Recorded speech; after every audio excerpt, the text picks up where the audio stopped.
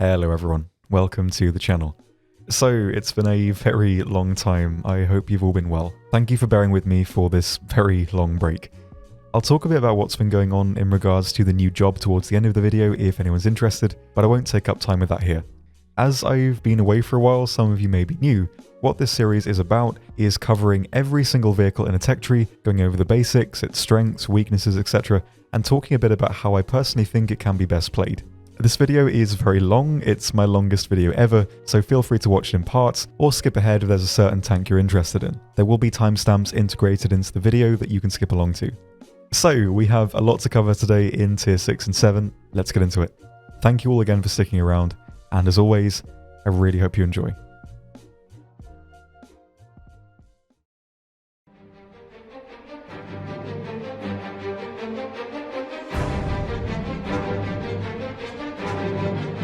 So, first off today, we're starting with the T-55A, a version of the most widely produced tank in the world, and it improves on the previous T-54 models in almost every way. It features an improved engine, which doesn't push it to a higher top speed, but it does improve its overall mobility and acceleration. Firepower, though, is the largest improvement. This version comes with a full stabilizer, all previous shells from the late T-54, and an unlockable APF-SDS round. As far as dart rounds go, it's far from the best, but it does still work. You'll mostly be able to get through all the armor you'll meet, but you won't do a huge amount of damage if you penetrate, at least when compared to some contemporary shells. All around though, firepower is acceptable enough.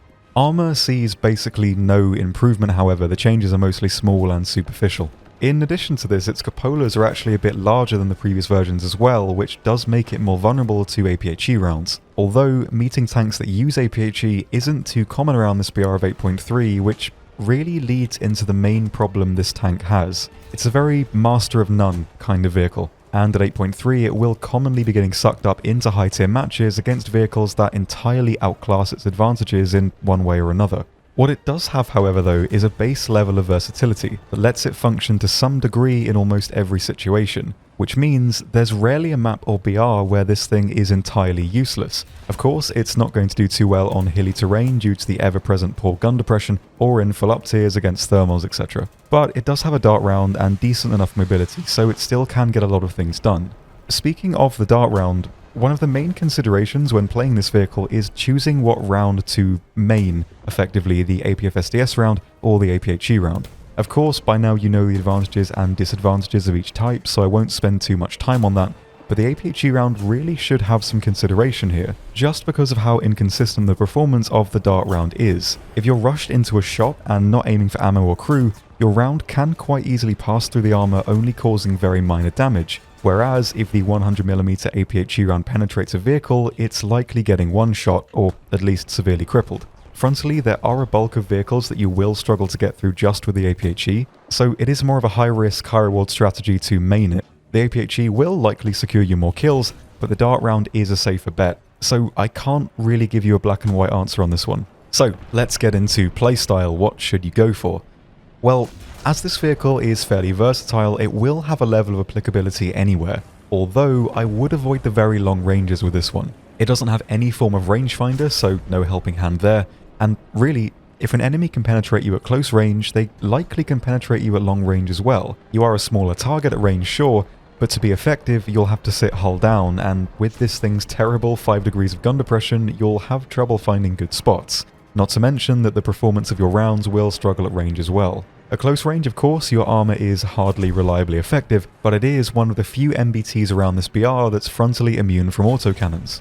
The side armor as well is 80mm thick, so an SPAA or similar will have to get a pretty good angle to get through, so your armor isn't entirely useless in this respect. Where I've had the most consistent success with it has been at close range, or at least mid-range, being a bit of a vulture and sticking with your team, and also trying to play around areas where you can generally knock out your enemies with the APHE, as it is a more reliable kill.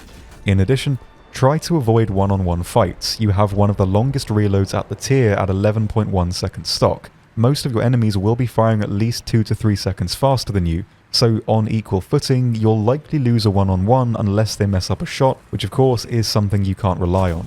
Try and play around cover extensively. You'll need somewhere to back up into to reload as well, as you don't have any smoke grenades, so if you get caught out in the open, there's not really much you can do. You do have the mobility to reach some decent early game spots, so this is where I'd aim to go. Don't stray too far from your team, and know when to switch up your rounds as well.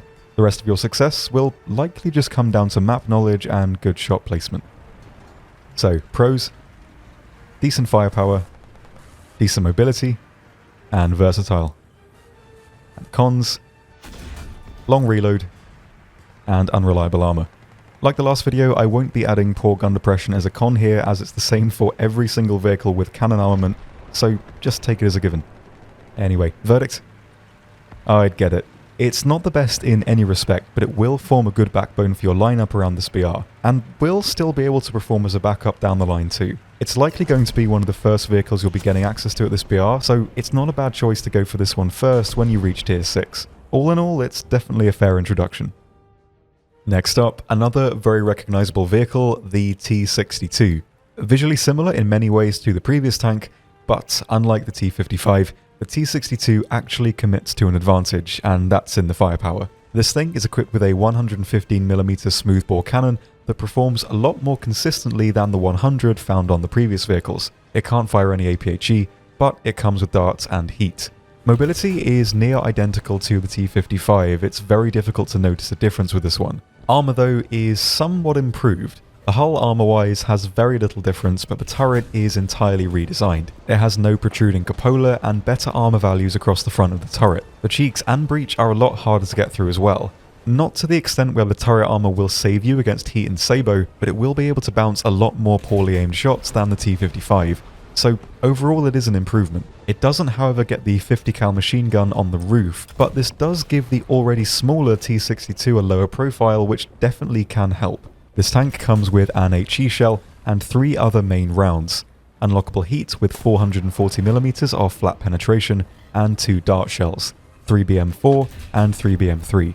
3BM3 is the unlockable round and features higher penetration against flat armor and light angles, whereas the stock 3BM4 has weaker flat penetration but higher penetration against harsher angles. Generally, I've found that the stock round will perform just fine. You very rarely will actually need that extra flat penetration from the unlockable shell, and the improved performance against angles really works in this thing's favour.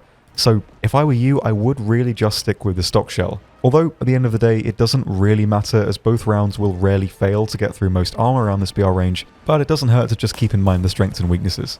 As for where to aim, you can generally shoot for centre mass and get a one-shot. The shells generate a lot of fragments, and due to the nature of most post-war designs, you can usually wipe out the crew from the front with a single hit. From the side though, the round won't quite pass through enough armour to generate high spalling, so it's best to go for a 2-shot kill if you're not quite as confident. Try to disable the turret crew or breach, and then pick off the crew that's left. If you are confident though, try aiming for the ammo, as it will more than likely go up in one shot. For playstyle, this thing is quite well suited to the longer ranges. It doesn't need to get in close for its rounds to work, and it also comes with an extra degree of gun depression, whoop whoop, I am down to clown, and of course the improved turret armor as well, so it does have more viability here as it only stores 2 rounds at the side of the turret, whereas the T-55 has rounds stacked at the back of the turret, making that vehicle much easier to one-shot through the turret face. The T-62 will commonly survive a shot into the turret, and at long range it will be easy to back off into hard cover, repair and re-engage. It still doesn't get a rangefinder though, but as the rounds are such a high velocity, this gun is easy to aim, and you will have to make sure that you land your shots accurately, as this thing also comes with a longer reload 12-second stock, which gives you even more incentive to avoid one-on-one fights at close range. You can of course play at the closer ranges easily enough, but you won't really get any hard advantages from doing so. You're more vulnerable while reloading, still don't have any smoke grenades, and you don't quite have the directional mobility to escape quickly. You do of course have the ESS, but this isn't quite as useful. If the situation calls for it though, you can push into the map and play at close range, as you will likely get more kills, but a good spot at range is where this thing has the most advantage and will likely stay alive the longest. Pros: great firepower, good mobility, and versatile. And the cons: long reload. Verdicts: get it. It may not be quite as versatile as the T-55, but it does have much better firepower comparatively and more reliable turret armor, although not completely reliable. Personally, I have much more consistent results with the T62 than the T55, but they both work well as versatile but technologically lacking MBTs.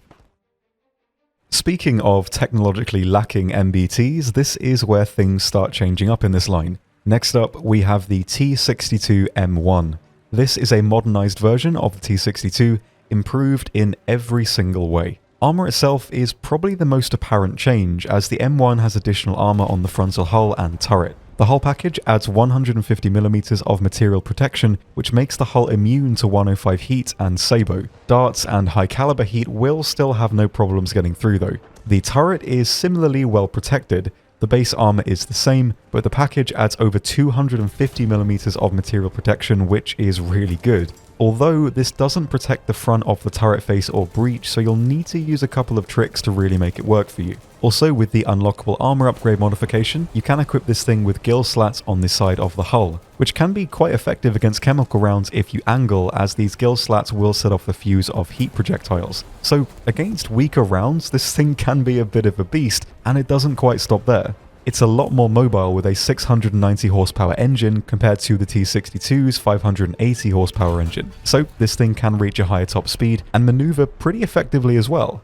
Firepower 2 is all around improved. It holds the same reload and gun angles, but it has quite the arsenal of effective rounds. Stock, it gets a heat shell that can cut through 500mm of armor, which is usually enough to defeat early spaced armor, and of course will trigger hull breaks as well, so not too bad. Also stock, it does get a high explosive shell that can get through 40mm of armor, which can be effective. It's not quite as reliable as the HE found on the later tanks, but a good shot into a cupola or roof optic can get you some kills from time to time if you need it. For the conventional dart shells, it gets 2, 3BM21 and 3BM28.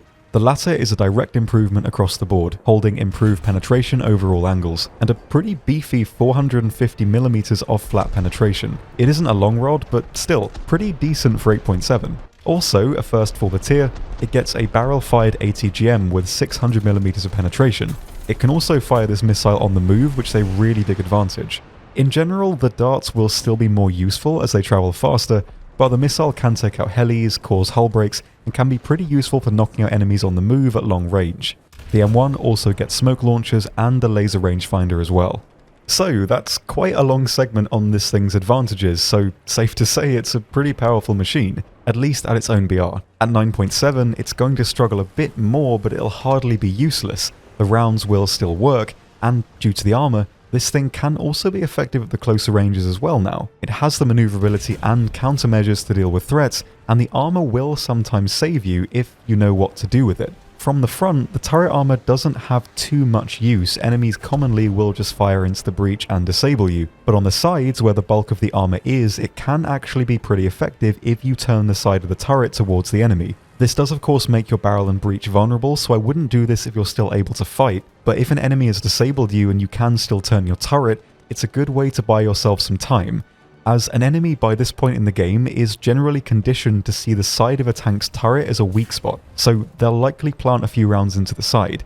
For reference, at around mid-ranges, the side of the turret can even stop DM23 on the 105 guns, which is great for 8.7. In general though, this thing can really work anywhere. Around its own BR, you can be effective at the closer ranges, and at any BR, you can be effective at long ranges. Your rounds will still work great at distance, and you have the laser to help you out too.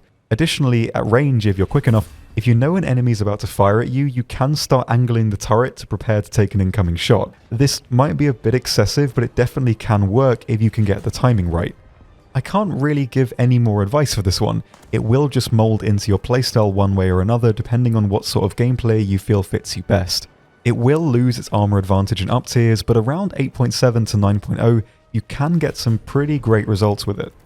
Pros: great firepower, good armor, good mobility, and versatile. And the cons: long reload.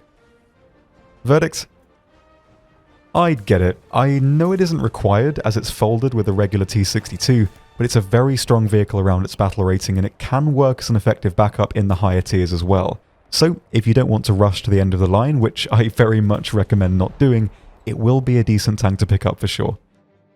Next up, a very familiar design change, most likely. This is the T72A. the first T-72BRYs, and the start of a design that will only get more familiar as we get into more Russian MBTs. Now, the first thing to take a look at is the armor, and the armor of these sorts of tanks can be a bit tricky to get your head around, as it's not as visually easy to assess the armor performance of these tanks, as the majority of the armor can only be seen in the X-ray view where we can take a look at all the internal plates. So to outline this, I'm going to take a minute here to cover the basic line of thinking for all of these tanks at once, just so we don't need to cover it again later. So bear with me a bit. For these sorts of vehicles, I find it simpler to describe the armor in terms of which tanks can penetrate the armor reliably and which tanks can't, rather than just talking about the exact armor thickness itself, especially as the armor has different effective values against different rounds, so all of this precise information could easily get a bit confusing with lots of numbers to remember. So to streamline it, we can just talk about what common rounds or tanks the vehicle needs to worry about, and this way we can still cover all the relevant information regarding the tank's protection without delving into every single one of the specifics, which will take a really long time, and it's also not really necessary. What's important to note though is that the T-72A and basically all of these MBTs that share a similar design all have 3 crew and have consistent weak spots: the breech, driver's port, lower plate, and to an extent the turret ring as well. This basically never changes, which means you're always vulnerable hull down or not. You'll never be completely immune. Even 105 Sabo can get into the breech and driver's port on all of these tanks, so it's never a good idea to be entirely complacent. If you're fighting an enemy that knows the weak spots and you're making yourself an easy target, they likely will get through you. There are ways to get around this to an extent, but we'll cover that aspect with each individual vehicle model later on. So going forward, when I go over the armor, I won't cover the specifics of the breech and driver's port, as it's safer to just assume that these spots are always weak. The extent of the weak spot does differ from tank to tank, with some later vehicles having a smaller weak spot in these locations, but overall the improvements will never be enough to rely on. It's the general armor covering the hull and turret cheeks that we'll be focusing on, as these are areas commonly hit if an enemy is rushing into a shot, so this armor does still matter. For the T-72A specifically, the turret cheeks are immune to everything but the high-pen ATGMs such as the HOT and ITO missiles, and can withstand all kinetic rounds underneath only the highest penning shells, like M900 found on the Striker and the 120mm DM33. The turrets of these tanks will almost always follow a similar protection scheme. They're constantly the strongest parts of the armor. The hull though is mostly what we'll need to focus on, and for the T-72 it's not incredibly strong. Stock the T-72A can only really protect against 105 Sabo and 105 Heat, although even the Heat can get through if it lands low enough on the plate. Basically all APF-SDS can cut through this thing, although it does get an armor upgrade, the 1983 mod, which adds a 16mm RHA plate to the front of the hull. It might not seem like a lot, but this does help, and if you're slightly angled, you can nullify DM23 and similar 105 APF-SDS rounds. So this upgrade really does help increase the viability of the tank, but still not really enough to make it reliable. Right, finally, onto something different, firepower. God, this will be a long one. All of these tanks, again, use very similar armaments. They're all equipped with 125mm guns that have similar ammunition and autoloaders too. Apart from one tank we'll cover later, the autoloader can fire off around every 7.1 seconds, so even if you lose a crew member, you'll still have the same reload, even if you're using a low crew too. Although 7.1 seconds is still fairly long, and most other contemporary MBTs will beat this reload on a good crew, but for all the advantages it does bring to the table, it isn't really that bad.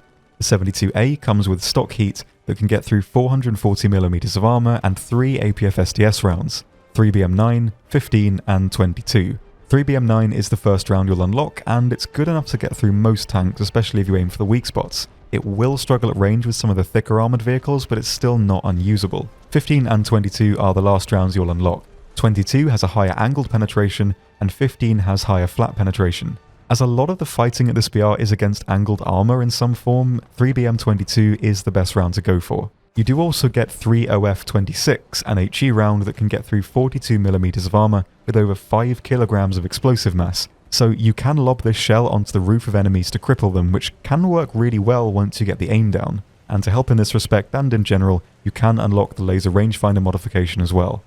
Now onto mobility. Once upgraded, the T-72 is fairly decent. It can cruise at around 40 kph off-road and manoeuvre well enough. It's not quite up to par with Leos and similar MBTs though, so overall it is comparatively on the slower side, but it still on its own isn't exactly slow. The fatal flaw of the mobility though that we'll be seeing a lot is the reverse speed at 4 kph, which is painful for a vehicle at this high of a battle rating and severely limits what the tank can safely do, much like the gun depression as well. This tank doesn't quite have the armor and mobility it needs to be consistently aggressive. Most tanks at 9.3 and above can cut through your front plate at close range, and similarly at close range, all of your weak spots are easier to hit too. This tank, and most others like it, can of course work at close range, but the majority of their advantages come into play at the longer ranges. When you have the mobility upgrades, you can roll around and try to flank and occasionally get some good results, but you can't really afford to make any mistakes here. So if a good long-range spot exists in the map, that's where I'd aim to be. Although this tank still is versatile, so I wouldn't really want to pigeonhole it too much. Your turret armor is the most effective, and at long range you can really make the most of it. The breach weak spot will always be a problem if you can find a hull down spot, but it's commonly the least lethal weak spot. Usually you'll lose the breach, turret ring, and one crew member. On a crew with low vitality, you can still get one shot through the breach sometimes, but overall it is the strongest weak spot if you get what I mean. So a location at range will likely keep you alive the longest. Something else you can do at range is move around a lot as well. If an enemy is aiming at you, the weak spot for the breach is very small at range, and moving a few meters will likely cause the enemy to bounce. This is something that will likely take time to master, but getting this jink right can save you on occasion. And really, there's not too much else to add for this tank. It's versatile enough to be able to perform anywhere as the gun is very good, but it can only really perform consistently at range hull down. It doesn't have the hull armor to brawl, and it lacks the mobility in reverse to back out of an engagement quickly. Range effectively nullifies its drawbacks, so really that's where I'd aim to be. The rest just relies on good shot placement and map knowledge. At 9.3 it currently avoids top tier, and at its own BR it can perform pretty well. It might just require a bit of luck. Pros: good firepower, decent hull down protection, and versatile. And the cons: weak hull armor, and slow reverse speed. Verdict: get it. When slightly angled and spaded, you can protect against early darts hitting the front plate, which is pretty good, and it does have the gun to deal with basically anything. Despite its drawbacks, in the right spot it can be a very strong vehicle, and as it currently avoids top tier matches at 9.3, it is in a good spot. So next up, a direct upgrade, the T-72B. This version is improved in every single way and sits one notch higher at 9.7. The most obvious change, of course, is the armor, or at least the ERA. Stock, this thing comes coated in Contact 1 ERA bricks that offer 370mm of protection against chemical shells, and have effectively no buff to kinetic shells, only a few millimeters or so. But the armor layout itself has been improved. The turret cheeks are similarly well armoured, only the strongest darts in-game will be able to get through the turret face, excluding the area around the breach of course. So not a huge change there. The frontal hull though is very much improved, being able to shrug off most of the common rounds at this BR. To very quickly generalise, at normal combat ranges 500 to 800 meters, the front hull excluding the driver's port is immune to every 105 dart shell apart from the M900 on the Striker, and from basically all but the strongest 120mm rounds as well. TM33 on the Leos and Arietis, M829 on the Abrams, L26 on the Challengers, you get the idea. Only the strongest unlockable shells on the top tanks can point and click at you effectively, so you will still have to be cautious around the M1A2, Leo 2A6, Leclerc, Challenger 2F, etc. But for the most part, the armor is improved to a level where it is usable. Firepower wise, it does get a couple of new shells, with the main unlockable shell being this one, the 3BM42, the Mango shell. This is a long rod dart round that is pretty good. Not the best, but it will let you cut through every weak spot on all of the weaker vehicles very easily. Apart from one example we'll cover soon, this generally is the best shell Russian MBTs currently get, so don't expect much more power from the majority of these MBTs. The second type, more of a secondary round, is a barrel-launched ATGM. Now this can get through 700mm of flat armor, which isn't bad, and it can be fired on the move as well. Generally, I rarely use this as the darts are way more consistent and of course reach the target faster, but it is good at taking out helicopters and hull-breaking light vehicles as it is much easier to aim than the Heat, especially at long range. Mobility is also slightly improved. The top speed is the same as the previous T-72, but the engine gets an extra 60 horsepower, so general mobility is slightly better with this one. So with all of these improvements, the T-72B can get away with playing a bit more aggressively. It still isn't quite consistent, but it can at least work better than the A model due to the armor. Sitting at range and sniping will still work too, of course, but the higher up we go, the less reliable sniping with these tanks is, and really that's down to thermals. Russia gets thermal-equipped MBTs very late, so this vehicle, a 9.7 that can see top tier, is very much outclassed at this point. Thermals counter sniping to an extent, as sniping relies on sitting far away out of sight, and if enemies can always see you, enemies with very high velocity, easy to aim rounds, sniping as a tactic does lose a bit of consistency here. Also, considering how easy the revenge cass is at this tier as well, sitting in the same spot is probably not the best idea around this BR. You certainly can still snipe with this tank, you'll likely avoid one-shots this way by hiding the hull, but it can employ advantages at close range this time, which is definitely something to consider, especially as a lot of maps you'll see at top tier require generally close range engagements anyway, with fewer opportunities for sniping. When relying on your armor playing vehicles that have constant weak spots, the best thing you can do is try and rush the enemy into making a mistake, i.e. firing at you too quickly and missing the weak spot, or taking too long to fire allowing you to hit them first. This is very much easier said than done though, as if an enemy is competent, they will likely hit your weak spots easily anyway, especially at this BR. It isn't like the T-34s that we covered all the way back in the Tier 2 video, when keeping angled and on the move was consistent, as certain parts of the armor were negated this way effectively. Because of just how effective most rounds are at this BR, and with the stabilizers as well, enemies can pick out your weak spots much faster. If you're even slightly more angled than you need to be, even weak dart rounds will be able to just slice right through you. So, enough waffling. How do you rush your enemy into making a mistake? There are several little things you can do. First of all, when playing aggressively, I like to angle my hull slightly, very slightly. Angling even a little too much gives the enemy a very easy shot into your side. But what this does do is give the enemy a fake weak spot. It gives them another option in their head. If they're used to engaging Russian MBTs, they know they need to shoot for the breach, driver's port, lower plate, or if it's angled, the side. If any of the first three weak spots are visible, they are weak. Anything can reasonably get through them, so passively injecting a fourth fake weak spot into the mind of your enemy can mess them up. The side of an MBT is an opportunity rather than a constant. The driver's port and breach are constants, and players will likely rather go with an opportunity, especially as firing into the over-angled side of MBTs usually lands a one-shot, and by this point they've probably learned this. This will take a long time to perfect in getting the right angle, but it can save you from time to time, and really that's the best you can hope for. Something else to consider is to try engaging on the same altitude as your enemy. Sounds a bit silly for tanks, but you'll see what I mean. Try and avoid lanes in the map that require you to go up or down in the terrain. Russian MBTs have awful elevation speeds. Basically every other MBT will beat your speed, so if an enemy has the high ground, it's over. You likely won't be able to elevate your gun fast enough, so either try and stay on flat terrain or pre-angle your gun to match the level of the terrain you're driving on. This can be tedious to do, but it will help you out if you keep it in mind. If you're in the open and know that an enemy is going to take a shot at you, keep moving your hull around and stay on the move. Swing the hull slightly from side to side. If they're using a weak gun, this will help in getting the enemy to miss your weak spots. Something else to keep in mind are the sight lines and engagement lanes you're playing on. Try and avoid playing around areas with one lane, and try to stay around areas of the map that have other routes around you.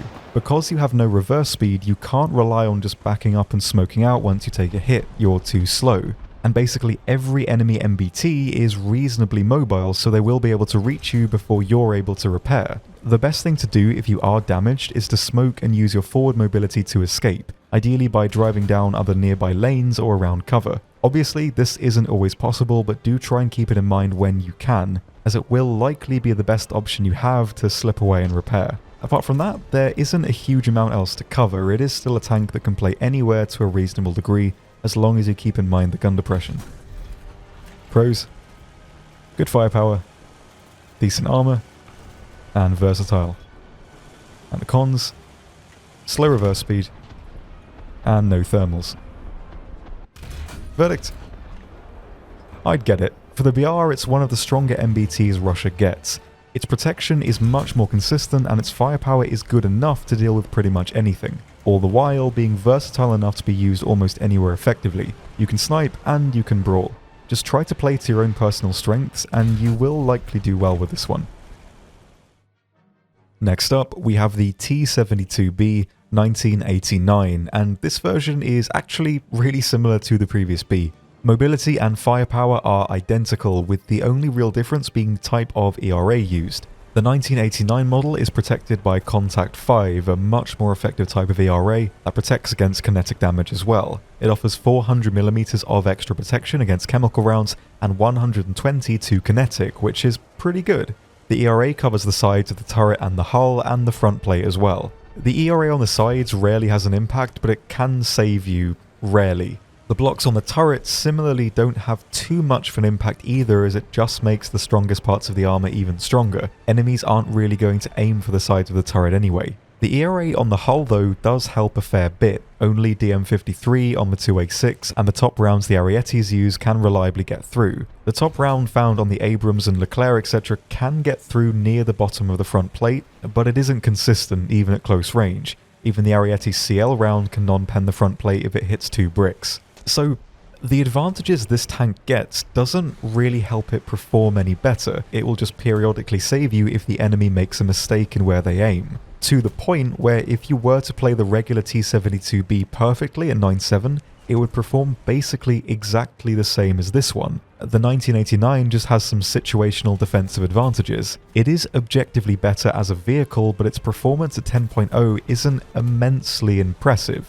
This thing came out at 9.7 and it was really good there, very easy to use, but now it is suffering a little bit. And really that's just down to how BR and matchmaking work. For those who don't know, when you're fully up tiered, say a 9.7 vehicle in a 10.7 game, only 1/4 of the vehicles on either team can be 10.7 in this example, which meant regarding the regular T-72B, it could see 10.7 games the current top BR vehicle can have, so most often it would only go up against 4 or 5 players with top tier machines, artificially improving its performance. The 1989 is at 10.0 though, and an 11.0 BR and beyond exists, which means if you get into an 11.0 game, the team can be filled with top tier vehicles which you can definitely knock out, but they are all considerably more powerful than you in pretty much every way, which does hurt this thing's performance a bit. As top tier is an incredibly popular BR, games at 10.7 and 11.0 and beyond are very common. In playing this tank for around 20 matches or so recently for the video, I only got 3 games that were below 10.7,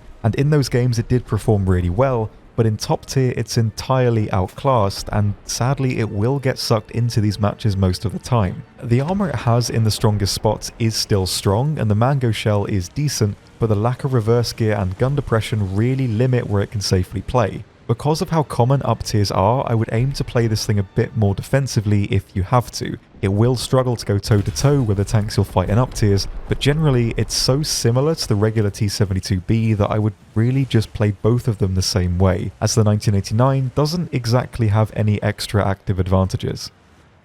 Pros: good firepower, decent armor, and versatile. And the cons: slow reverse speed, lack of thermals, and suffers in up tiers. Verdict: I'd consider it. It isn't a bad vehicle at its own BR in any way, but it just won't be that enjoyable playing the majority of matches against the strongest vehicles in the game, especially while stock. When it's spaded, its performance isn't exemplary either. So right now I wouldn't dedicate the time and effort required to spade it. You don't even have to research it either, as it's folded with the regular B model. In my opinion, the best thing it can really be in the current meta is a good backup. Maining it at 10.0 will rarely give you a good session. So next up, something much more recognizable, the T-90A, one of the most famous modern Russian designs, keeping the formula similar to the previous MBTs, but adding some technological enhancements that were sorely needed by this point. Hull protection is essentially the same as the previous 1989 T-72. The T-90 gets some small extra plates, but it doesn't change much. The turret is very much redesigned though, but doesn't offer drastically improved protection on the turret face. The top rounds can still just about get through, although this time around there is some contact 5 on the turret face, which if hit can stop the top rounds. It is still better protected, but not invulnerable still. The weak spot around the breach is also slightly larger on the T-90, which to an extent lessens the positive impact of the turret buff. as the weak spot is still very much still there and a little easier to hit. Although the turret will now be able to deflect more poorly aimed shots from the top cannons, so it is still an impactful change, just not entirely reliable. It's also important to note that the turret ring is a lot harder to get through as well. Also, as you can probably see, T90 is equipped with the Shturm-S system, the little boxes on either side of the turret. These are usually painted up red for demonstrations to look like eyes. Now, these disrupt optically guided ATGMs and AGMs, so tow missiles, hot, swingfire, etc. all will be thrown off course, and at range will be almost unable in any instance to hit the T90. They do also angle upwards with the gun, so if a helicopter is launching tow missiles at you, angle the gun upwards and they will disrupt those too, although it doesn't work against laser-guided AGMs, Hellfires and those fired by the ADATs, etc., so keep that in mind. Mobility is improved as well, as the T90 gets a 1000 horsepower engine, giving it much better overall maneuverability. It can't reach a higher top speed, but it's much better at turning and maneuvering in general. The firepower aspect is the biggest active change though, as the T90 gets some all-around improvements. First off, it gets thermal, finally second generation, so the quality is decently high. It only gets this in the gun sight though, so no commander thermals, but still. It also gets an upgrade that gives the laser rangefinder, quite common at this point, but also a laser warning receiver. This will pop up letting you know if a helicopter is lasering you with a missile, or if an enemy tank is using their laser rangefinder on you, which will give you a little bit more time to smoke up or drive off into cover. Not the most useful thing in the world, but it does sometimes help. The T90 also gets some new rounds, an improved APF-SDS shell, 3BM42M, which offers much better penetration against angles especially, which does help this thing out a lot. It can also unlock an improved ATGM, 9M11, 9M1. A tandem warhead that can get through 850mm of armor, slightly slower than the ATGM found on the previous tanks, but still much better overall. It also gets access to a timed HE shell. This acts the same in terms of damage as the previous HE shell, but if you use your rangefinder to set the range, the shell will explode at the range you laze, which is good at taking out mostly stationary helis, but won't do too much against tanks using this method. You're better off just using the shell normally. So, the T90, a drastic technological improvement, but the same limitations of the reverse gear are still there, so despite all these buffs, they don't really open up any viability for new playstyles. There's also a bit of a regression with this tank as well, as it only gets -4 degrees of gun depression compared to the -6 degrees on the other versions, which further limit the map spots it can use. Although it can afford to be much more aggressive. The armor improvements really help catch poorly aimed shots, and the extra mobility will help it roll around the map easier. And as well, the improved shell will likely cut out some of the aiming time required to get a penetrating hit, which does let it play better aggressively and more so defensively as well. Your thermals will let you scan ridgelines and spot enemies easier at a distance. The Shturm-S system will deflect missiles at range too. They're not really common at this BR, but still. And as well, the turret armor improvements, while not substantial, are still more effective than the previous model, especially at range, as the weak spot is harder to hit. The T90A can't really do anything majorly different to the previous T72s, but it can play to the same strengths even better.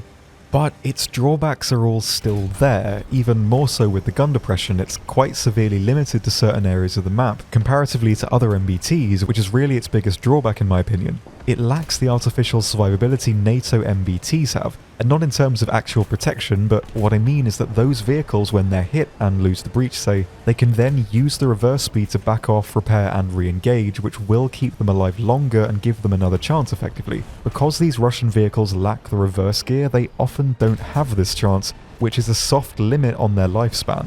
Trying to describe the perfect playstyle for the T90 isn't really possible. There is no definitive perfect way to play this thing that removes all of its negatives while still having a meaningful impact on the match.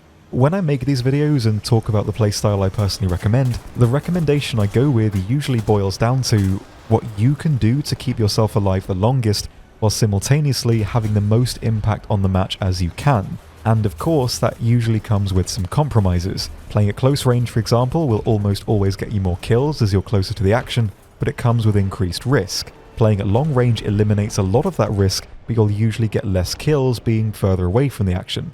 The advantages of the T90 mostly point to a playstyle that heavily suits long-range engagements, but I think it's reductive to pigeonhole a top-tier vehicle like this in that way. I can't really deal in absolutes when talking about a vehicle like this because of the versatility and the general faster paced nature of top tier matches. I don't want to recommend you only snipe with it, as a lot of maps don't have good locations for sniping, and it won't be consistently engaging to play, and I don't want to recommend you only brawl with it because driving in and relying on reflexes won't always lead to success. Personally, I've had more success sniping with it than brawling, although I have had sporadic success with both styles. There is a later vehicle that is much better suited to brawling, so in an ideal world where you have the perfect lineup containing all top tier vehicles, you can take this one out if you get a map suited for the long ranges and don't have to risk close quarter fights. The performance of the improved round is really good at range and will still let you easily defeat most enemies at a fair distance, and even with imperfect aim. The new round does give you a bit of leeway there.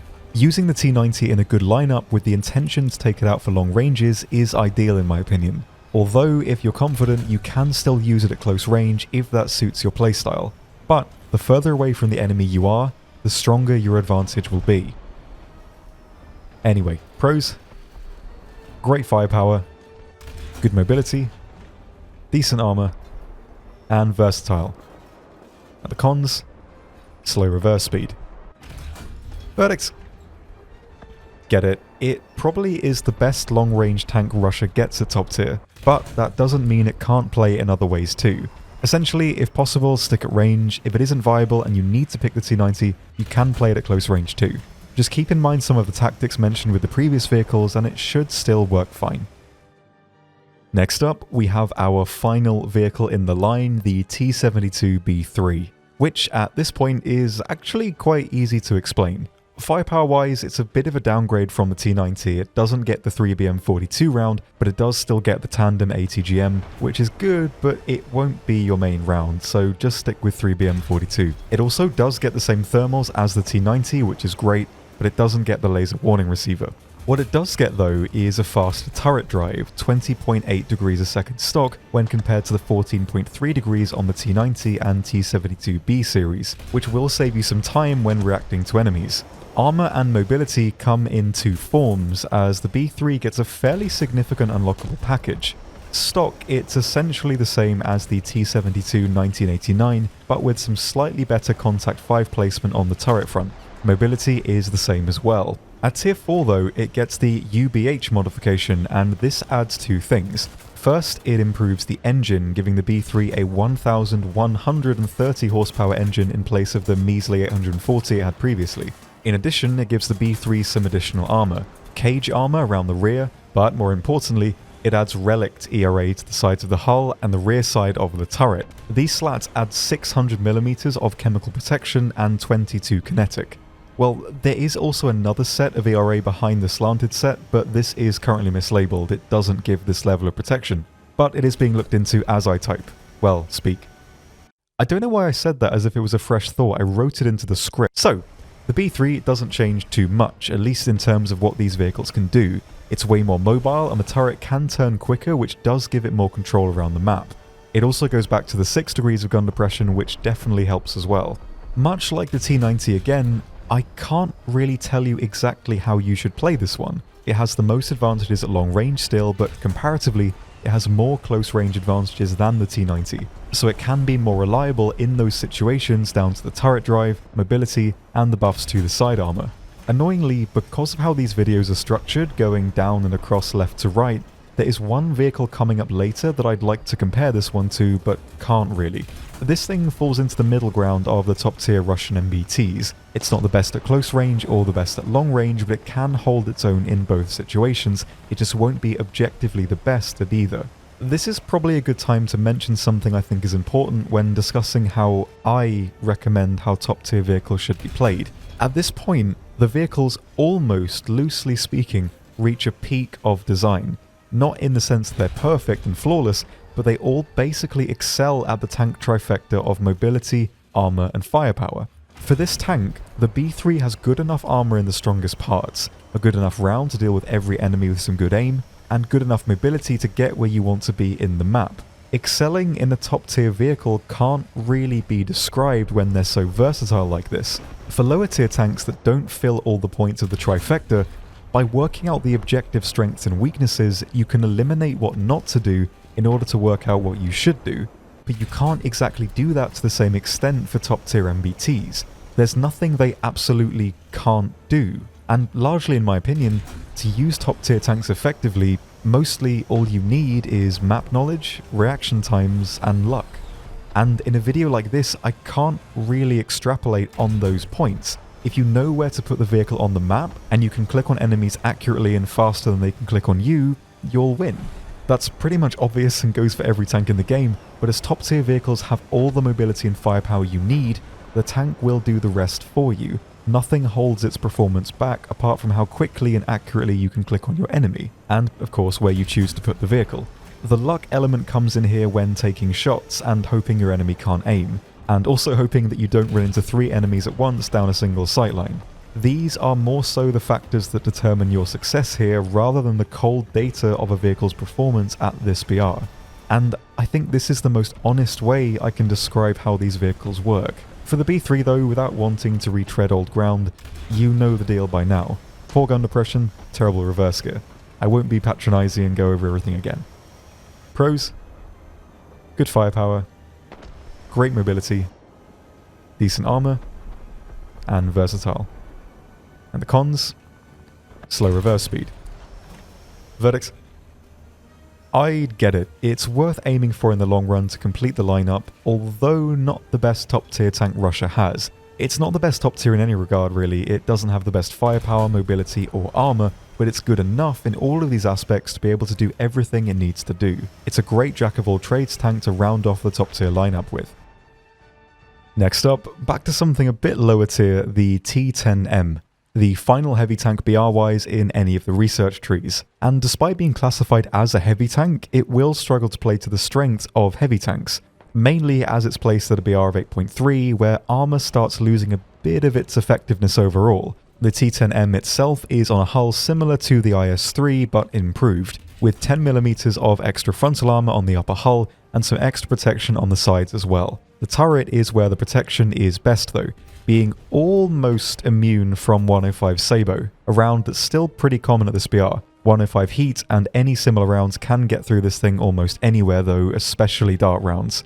Although the mantlet block is pretty strong, it can even stop heat and even some of the lower grade APF SDS shells, but still not really something to count on. In addition, the V-spot around the driver's port is fairly weak to everything. Sabo, heat, even some strong APHE can get through. In general, the T-10 is strong against some of the weaker shells and autocannons, but can't quite hold its own reliably against heat or dart shells, which it will definitely start seeing in up tiers especially. Mobility for a heavy tank isn't bad though. It has a 750 horsepower engine that lets it cruise around at just under 40 kph off-road, which really isn't bad. In addition, it accelerates quickly, maneuvers nicely enough, and has a workable reverse gear as well. Firepower is where things start to get interesting. It's equipped with a fully stabilised 122mm gun that comes with Sabo, heat, and stock APHE. And this stock APHE is really good at being able to get through just under 300mm of armour with 184 grams of explosive. This thing one-shots a lot and can deal with almost everything easily. The heat and Sabo are very much the backup shells here, although they do work fine in their own respects. Heat will trigger hull breaks if you need, and the Sabo can defeat all armour you'll come up against while also being fairly easy to aim as well, with the trade-off being not one-shotting quite as often. It also comes with 2 14.5mm KPVT machine guns, which are great at knocking out aircraft and helis and can chew through some light vehicles as well. The downside to the main gun though is of course the reload at 19.5 seconds stock, which really hurts this tank. Because of how mobile tanks are around this BR, it's very easy for enemies to rush you once they know you've fired, or just catch you on reload. This thing can't comfortably use its armour to brawl with because once you fire, if any enemy is nearby, they know they have a fair amount of time to push you and take you out, so your positioning is very important here. The T-10M is only really a heavy tank by classification. In practice, it's much more like a decently protected MBT. The armour isn't an overwhelming advantage. An enemy that knows what they're doing, probably equipped with armour negating rounds and stabilizers, can knock you out fairly quickly, but against weaker guns and anti-air it can be fairly strong comparatively. The armour will sometimes save you, but just don't roll around expecting to bounce everything. For using it, the main drawback to try and negate, apart from the obvious terrible 4 degrees of gun depression, is the reload, which means you'll need to have a lot of situational awareness of your team and your enemy. and try not to get too close to the action either. Your gun will still perform at distance, and of course, the weakest points of your armor will be harder to hit. Try and position yourself around some form of hard cover, so that once you fire, you can back off and reload. So try and avoid open areas if at all possible. Your weaknesses come into play the most when out of cover. The other thing to keep in mind is your distance to the enemy, or rather, if you're covering a sightline, the distance where enemies are going to appear from. If this distance is too close and you mess up a shot, your enemy will likely have time to rush you, and this is really what you need to avoid. Wherever you choose to play the T10, try and engage enemies as far away from you as you can. You can certainly be aggressive with this vehicle too, rushing in and brawling, etc. It isn't impossible to play this way, but it's just too easy to get caught out by doing it. Although, if you click fast enough, it may just work for you. Although personally, I think playing it slightly more reservedly is the way to go. Pros: great firepower, good mobility, and decent armor. And the cons: long reload, and suffers an up tiers. Verdict: I get it. There is a decent lineup at 8.3, and one-shotting stuff using the APHE can be pretty fun. It's not an incredible tank anymore, but it's still a usable one that gets its best round stock. It definitely has its place at 8.3. Next up, back to the MBTs. This is the T64A 1971. Visually quite similar to the T72A we covered earlier, and also at a battle rating of 9.3.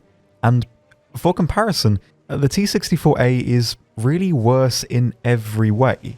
Its mobility isn't terrible, but it has 80 horsepower less in the engine, making it less agile. It also has the same reverse speed as well. Firepower is effectively the same with the same unlockable rounds, although it has to unlock the improved HE shell, whereas the T72A gets its stock. It also doesn't have any smoke grenades or a laser rangefinder, only an optical one, which is still usable, but just a bit slower. Armor is the real drawback to this thing though.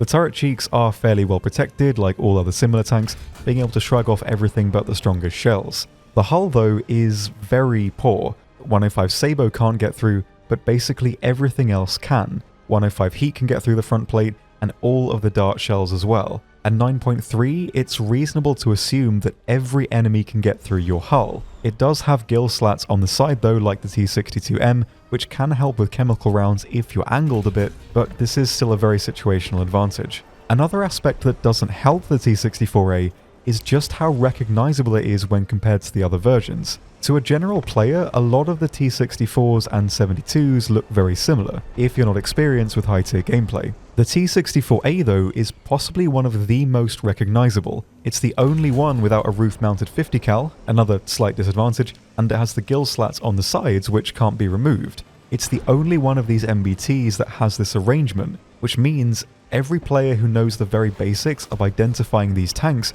will know that your front plate is a very, very easy shot. Something else that doesn't help this tank is the ammo carousel. The layout of the T64 series sees the charges stacked higher up in the hull, whereas the T72 has them a bit lower down. This means that a shot into the hull or driver's port will likely one-shot the tank, which further limits where this thing can safely play. At 9.3, it does avoid top tier currently, which is at least something, but you can't reliably brawl against anything you'll commonly see within the BR bracket, which means to keep this thing alive, you will need to play it a bit more carefully.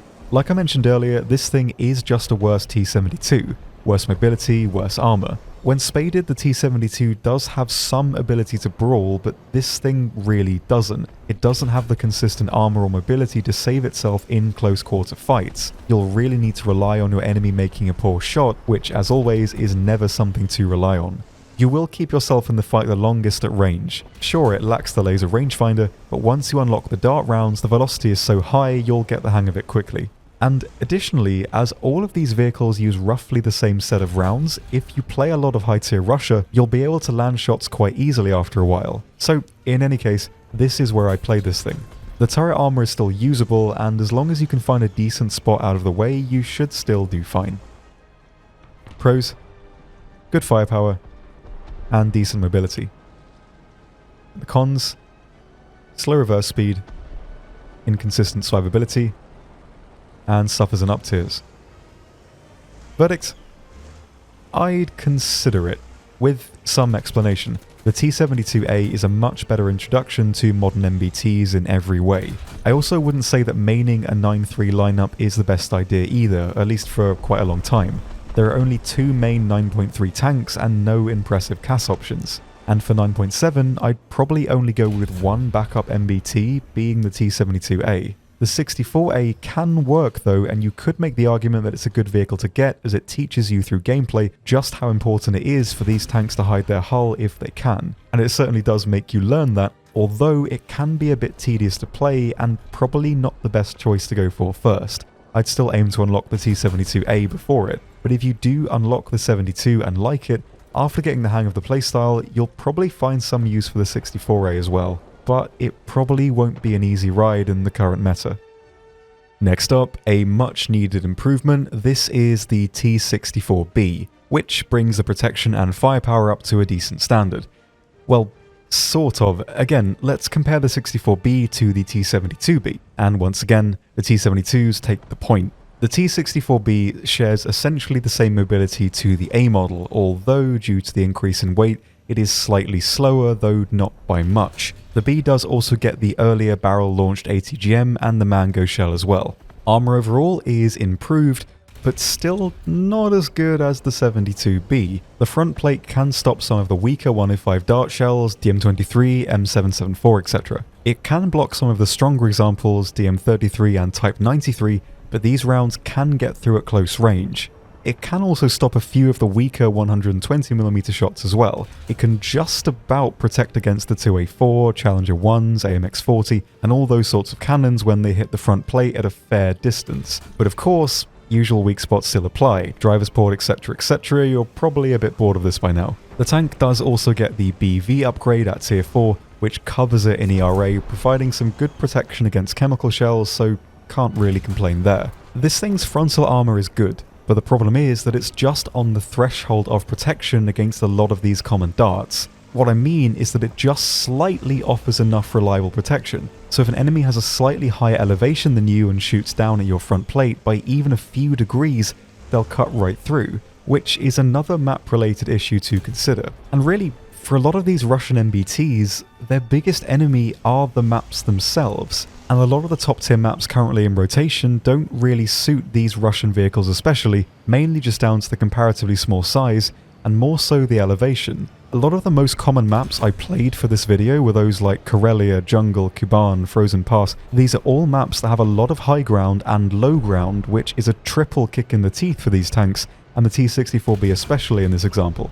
The chance of meeting an enemy on a different elevation from you on these maps is decently high depending on where you play, so an enemy may very well be shooting down from above negating your armor. You likely won't be the one shooting down at them due to the poor gun depression, and even if an enemy is above or below you, the terribly slow elevation and depression speed will likely get you killed anyway. All of these aspects really limit where tanks like this can play on a lot of these common maps, which puts them at a constant disadvantage, especially as basically all Russian MBTs suffer from these same problems. To negate a lot of these issues, you'll need to play on flat ground or watch a sightline at range you can cover with the gun depression you have. But this creates a further problem of you being predictable. Any NATO player familiar with these maps at the higher tiers can filter out the locations Russian MBTs just won't be in, and if they are in these locations, they're at a big disadvantage. In my opinion, one of the biggest negative factors against these tanks are the maps themselves. They are just in no way suited for Russian vehicles to fight in.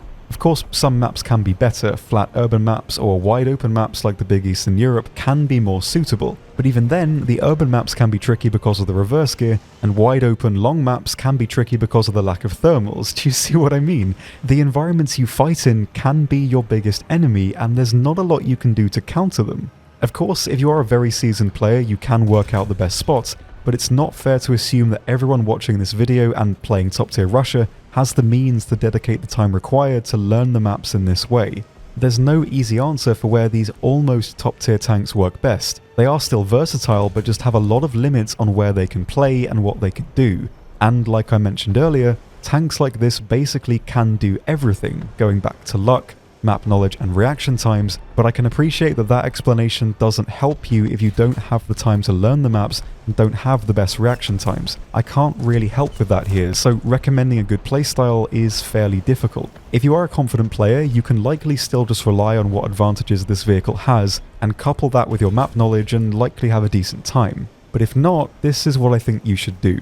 From thinking about this problem a lot, your best bet is to fully commit to a playstyle. Don't take any half measures with it. If you're going to play to the inherent strengths of the vehicle, sit back, hide your hull, and snipe. Make it as hard as possible for an enemy to knock you out. And if you are going to play aggressive, keep pushing. Don't stop partway through the map if you think you've got a good corner, as there's always a better one. The enemy is faster and more mobile than you, so you will get overwhelmed if you just sit in the middle. Try going for the flanks and the less travelled areas of the map and try and get around the enemy.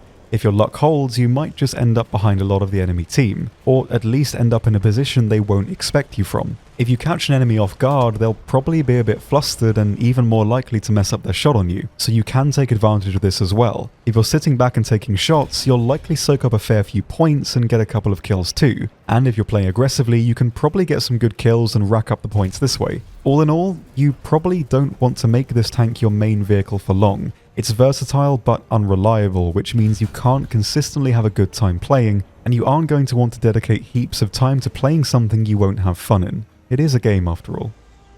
Pros: good firepower and versatile. The cons: slow reverse speed, unreliable armor, and lacks thermals. Verdict: get it, but as a complement to the T-72B. This tank doesn't have anything over the 72B really, and thus should be its backup. Sorry if this segment may have been a bit disconnected. I basically just used the 64B as an example to explain other points, but hopefully it did still help give you some ideas on how the vehicle can work for you. I still wouldn't plan on using this tank too much, as these sub-top tier vehicles are just stepping stones to get you to the vehicles you really want. But do unlock it, as this is the point where the tables just start turning away from the T-72s. Next up is the T-80B, the penultimate MBT of this episode. Oh my god, we're still going. The T-80B does change things up a bit, which it does need to do at 10.0. And rejoice, the T-80 can go backwards with a blistering reverse speed of 10 km an hour. Not amazingly impressive considering that basically every other MBT can at least hit 30 in reverse, but still, it's better than 4. Mobility of this tank is the highlight really, featuring a 1100 horsepower engine. This thing can cruise off-road at over 50 kph easily, as well as being able to maneuver much faster as well. It's a really nice change for these tanks. Firepower is essentially identical, but it does get thermals, wowzers, trousers, only Generation 1 and only in the gun sight, but still. Armor is worse, though, compared to the 64B. Similarly, it gets a tier 3 modification that gives the tank ERA, so heat protection is decent, but the hull suffers a bit. Anything around the performance of 105 DM33 will have no problems with your hull. Even DM13 on 120mm guns can cut right through. The turret is weaker as well, with 120 DM33 being able to get through a fair chunk of the turret face. So the strongest rounds, safe to say, will just melt right through you. This thing has more potential, but it's much less forgiving. At 10.0, you can't really rely on your armor at all. We've basically already laid the groundwork for this thing's playstyle already. It can do everything the other tanks could, but this time it's just much more maneuverable and has thermals, which gives buffs to every playstyle. You can pick out enemies at range with a thermal sight and use the mobility to get to better spots in the map faster, although just because you now have usable mobility doesn't mean you should always play aggressively. Some maps just don't really allow it, and it is still very weak, and you don't want to rush right into enemies head on. So always try sticking to the flanks or side routes if you are going to put the mobility to use. This thing can still do pretty well in urban environments despite the armor, just down to how reactive it is. You can accelerate, change direction, and move around the map very quickly.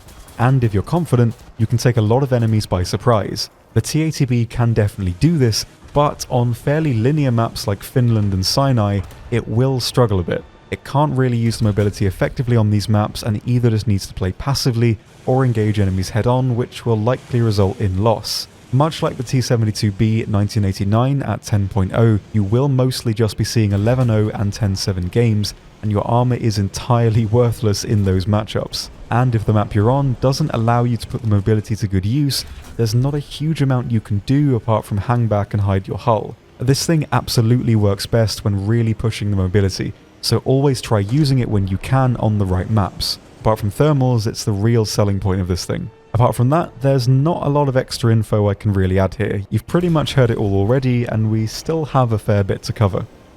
Pros: good firepower, great mobility, and versatile.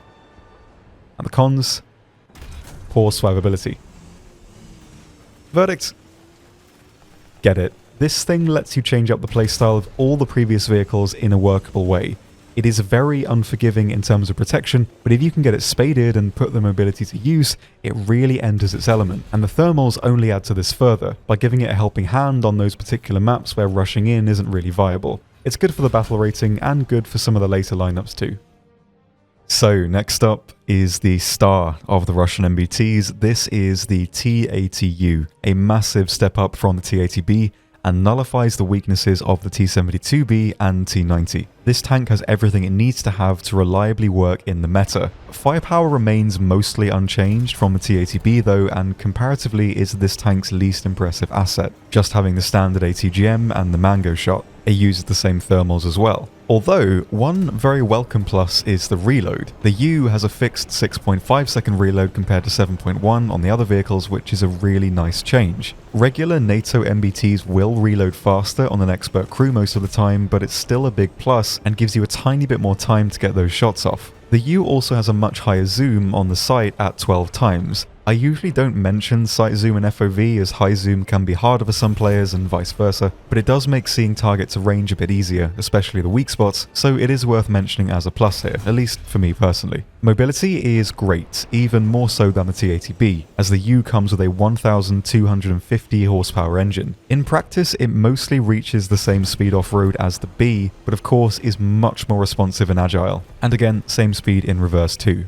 In addition, the U negates the main drawback of the B in the protection. This thing has great armor for its speed, featuring a fairly small breach weak spot and strong turret, so only the most powerful rounds from each nation will be able to get through the bare turret face, although nothing can get through while also hitting the Contact 5, which does cover the turret face everywhere apart from the MG port, which is really good. The hull is effectively protected as well, with Contact 5 again covering most of it, and similarly to the turret, only the strongest shells like DM-53 and the CL round can get through. Everything else will struggle with the hull front. DM-33 and similar rounds can get through the parts of the hull that aren't covered by Contact 5, but those spots are really small and an enemy likely won't be aiming for them anyway. The lower plate of the U also has an extra lip of armor, although functionally this won't really do anything against the enemies you'll fight, but it is there, I guess.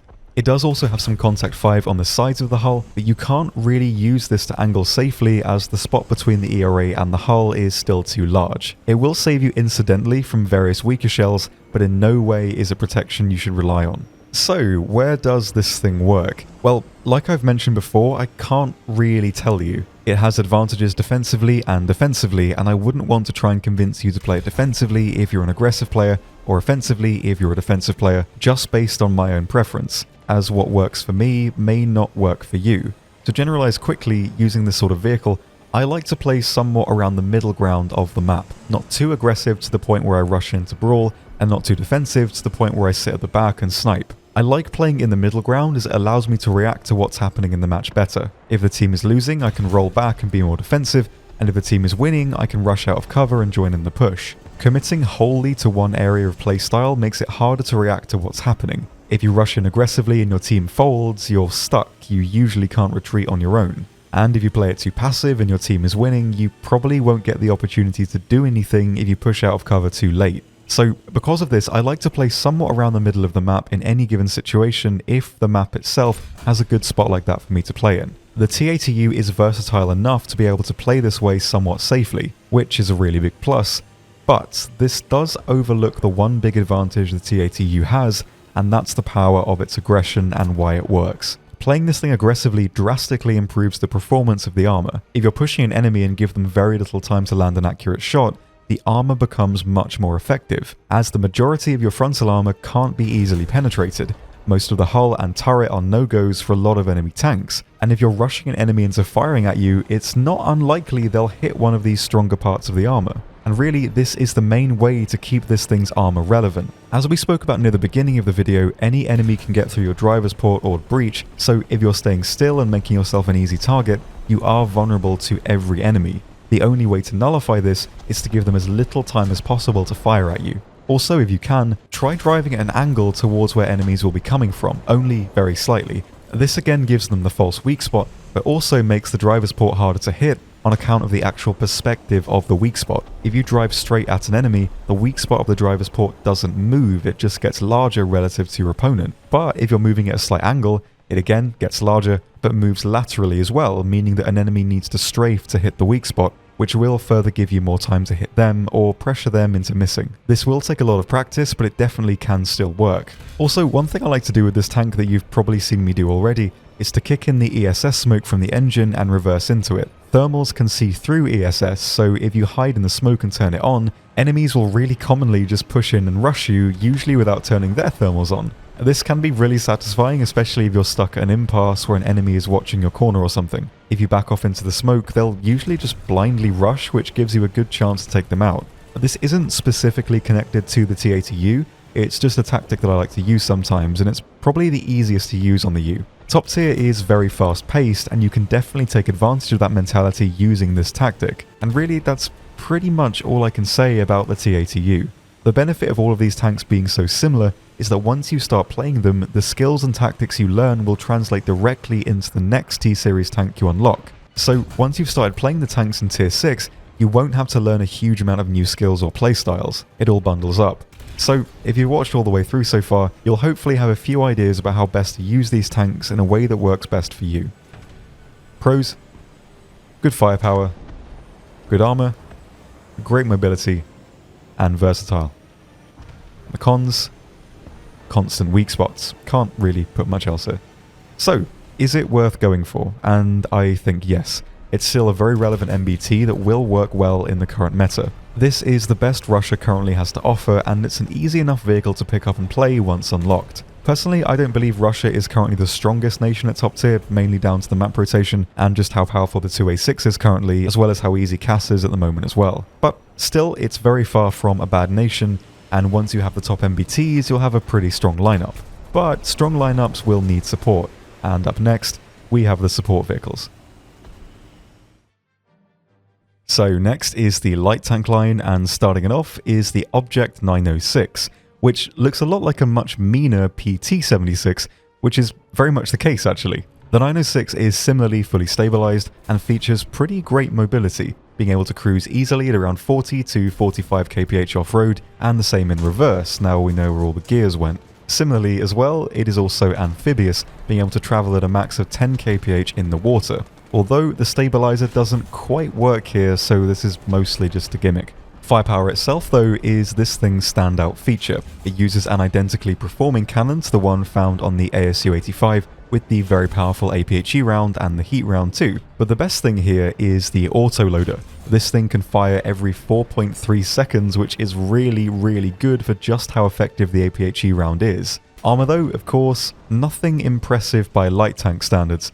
It's protected by alloy armor, so it has around 20mm of protection in general, so autocannons will rip right through it, same with even 50 cals from the side. The 906 benefits from a pretty simple light tank playstyle without too many gimmicks. Flanking around the sides of the map is the way to go. However, even though it's fast, it's not incredibly fast. 40 kph off-road is as fast as the cruising speed of a lot of MBTs around the BR, STB, AMX-30, Leopard 1, etc. The 906 doesn't quite have the speed to outpace a lot of the competition, but as it has the stabilizer and a pretty powerful APHE round that does come stock, you can beat a lot of these vehicles on the move just down to the stabilizer and the one-shot potential of the round. Keep in mind though that of course any similarly stabilized vehicle can do the same to you.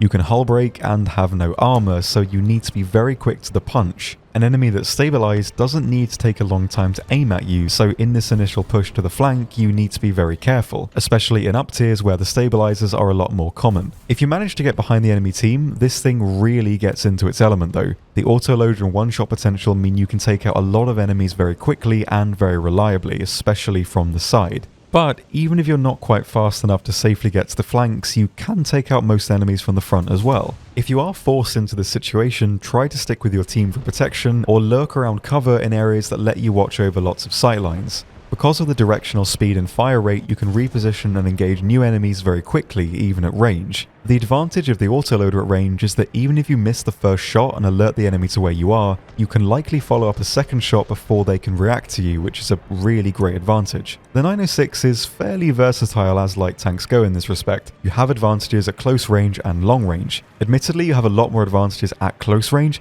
but if you're forced into a more defensive position, you can still fight back. Like all of these tanks, but more so for the 906 as it's a light flanky tank, the lack of gun depression really does hurt it, as light tanks generally work best by being sneaky and using the terrain to flank around and take enemies by surprise. And you can't really do this quite so easily with only 5 degrees of gun depression. This aspect really limits the spots in the map you can safely play, which is a bit of a problem. But in any case, the advantages this thing has really do make up for it. Pros: great firepower, fast reload, good mobility, and versatile. And the cons: poor survivability. Verdicts: I definitely get it. It's a decently versatile light tank that's kept relevant down to the firepower. It isn't quite as good as it once was, as just so many tanks that counter its playstyle have been added since, but it is fun to use, and if you can get it into the right spot, you can have a lot of fun. And even if you can't, it still does work in other areas too. Next up, something fairly different, the BMP-2, which differs functionally from the BMP-1 quite a bit. Compared to the 1, the 2 has practically identical mobility, being able to cruise at around 40 kph off-road and being able to hit 10 in reverse. Not bad. Armor as well isn't really changed enough to have any functionality, it's still very weak, although it does get the unlockable BMP-2D modification, which adds additional side armor to the tank, which doesn't really add much to survivability. When angled, the hull can stop some autocannon fire, but flat on, the side won't offer much protection. This mod also removes the BMP's amphibious abilities and adds 0.7 seconds to the acceleration time, so pros and cons. The most interesting feature of this BMP-2 though is the firepower. This thing is equipped with a fully stabilized 30mm cannon and a set of 4 Konkurs ATGMs, the same ones found on the BMP-1 as an upgrade. The autocannon performance is pretty decent, but has been nerfed a little in the past. It gets access to 4 belts: default, majority HE, majority AP, and an APDS belt. The regular AP can get through a max of 65mm, and the APDS 82mm, with better angled penetration as well. With this cannon, you can take out 2 belts that you can switch between quickly in battle, a primary belt and a secondary belt. The first belt will always contain 340 rounds, while the secondary belt will always be 160, although keep in mind, the APDS belt is always limited to 160. From the side, the APDS belt can get through basically all enemy MBTs fairly easily. From the front, it can take off barrels and can get through turret rings on some vehicles too, and can elevate almost vertically, meaning that this thing is very good at taking out helicopters, especially the first spawn AH-1Gs that are fairly common around this bracket. In any case, the BMP-2 can make best use of its advantages at close range. The autocannon is really effective here and will let you make good use of the flanks, especially as on the flanks you will quite likely be meeting some light vehicles and this thing shreds them with the Sabo belt. You don't need to worry about messing up your shots either, as you can just hold down the fire button and spray them down. This lets you start engaging any potential enemies very quickly, as you can correct your aim to their weak spots while still firing at them and putting them under pressure. So urban environments especially work really well for the BMP-2, and in general, maps that give you lots of routes into the map itself with lots of branching pathways can be really good for this thing, as it lets you flank and get close to enemies fairly easily. The closer you are, the more effective your main gun will be. If you do get caught at long range though, you can still use the ATGMs. They're decently powerful at 8.3 and are easy to aim as well. They also reload quickly too. If you're planning on maining the ATGMs on any given map, try to avoid linear sightlines, i.e. try to avoid watching down a road or valley with one entrance, as if an enemy sees you at the same time you see them, Their round will likely hit you before your slower ATGM will. Try and cover a wide sightline, quite open if possible as well, as this will give enemies less time to dodge out of the way if or when they see your missile. Also make sure that you're stationary while playing this way, as the ATGM can't be fired on the move.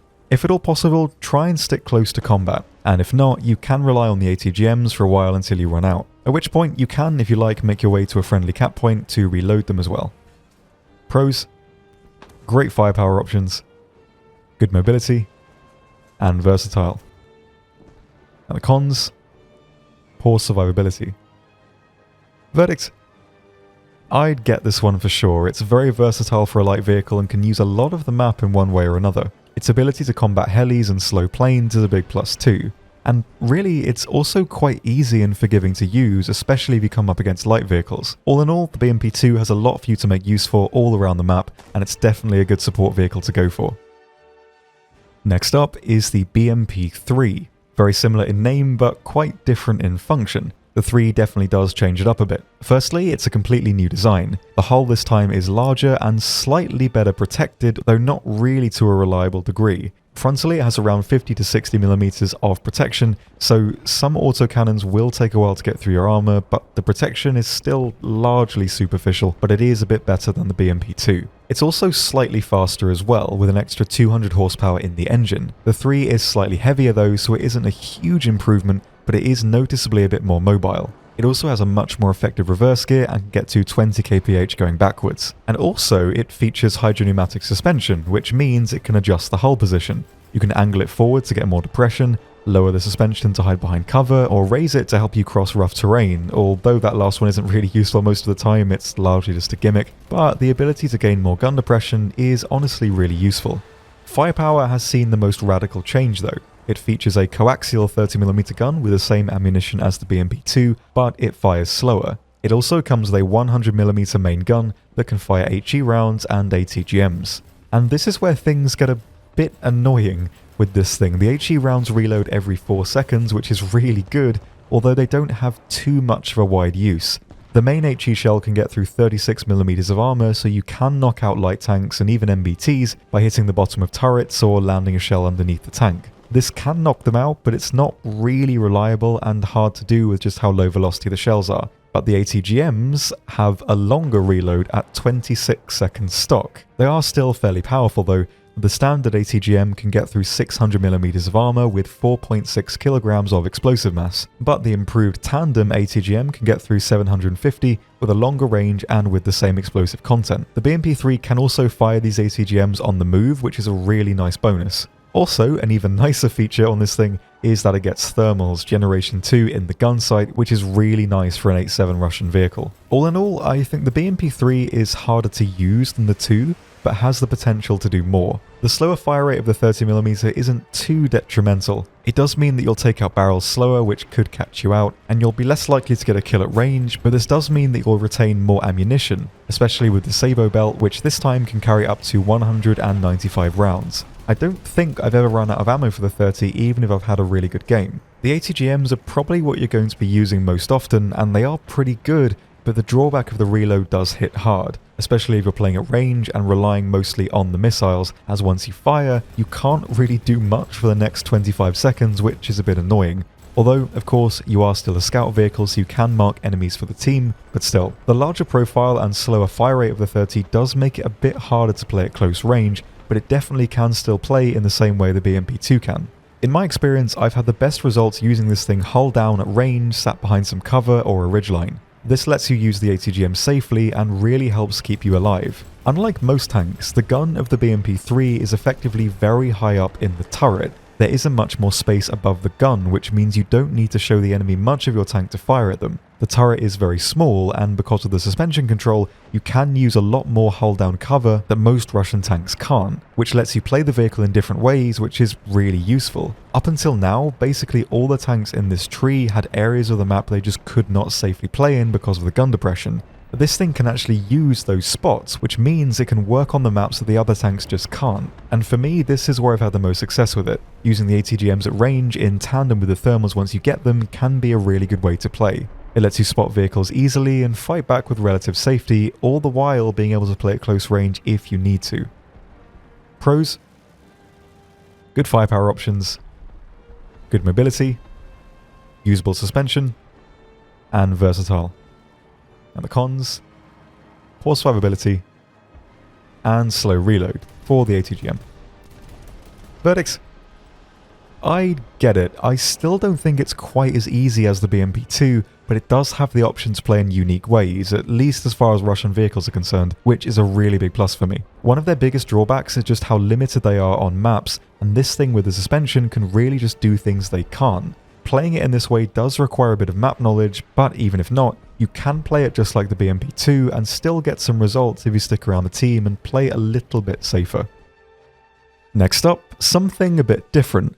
I keep saying that, it's almost like vehicles change or something. This is the Object 685, which really looks like a much meaner Object 906, which it very much is. This video is getting really meta now. Anyway, this is so dumb. Anyway, hilarity aside, this tank is very similar to the 906 in a lot of ways. Forward mobility is almost exactly the same. It can cruise at around 40 to 45 off-road and can hit 20 in reverse, so again, not bad. Protection is better but remains similarly superficial. The turret will get eaten up by autocannons and the lower plate is an easy pen too. The upper front plate can bounce some of the weaker rounds, but as always, it's never good to rely on armor like that. This thing carries a stabilized 100mm gun that has essentially the same performance as the 100 found on the T-55. It uses the same heat, capped APHE and dart round, all the while having an autoloader that can fire off a shot every 6 seconds, which is decent. However, the problem with this vehicle is that it just doesn't improve upon any of the drawbacks the 906 had. It still isn't quite as mobile to flank reliably, and that hits it even harder as at 8.7, it's fighting vehicles that are much faster, even MBTs. Common vehicles like the Radkampf, Centauro, KPZ/MBT-70, Leo A1A1 and all the IFVs all either match this thing's speed or outpace it entirely.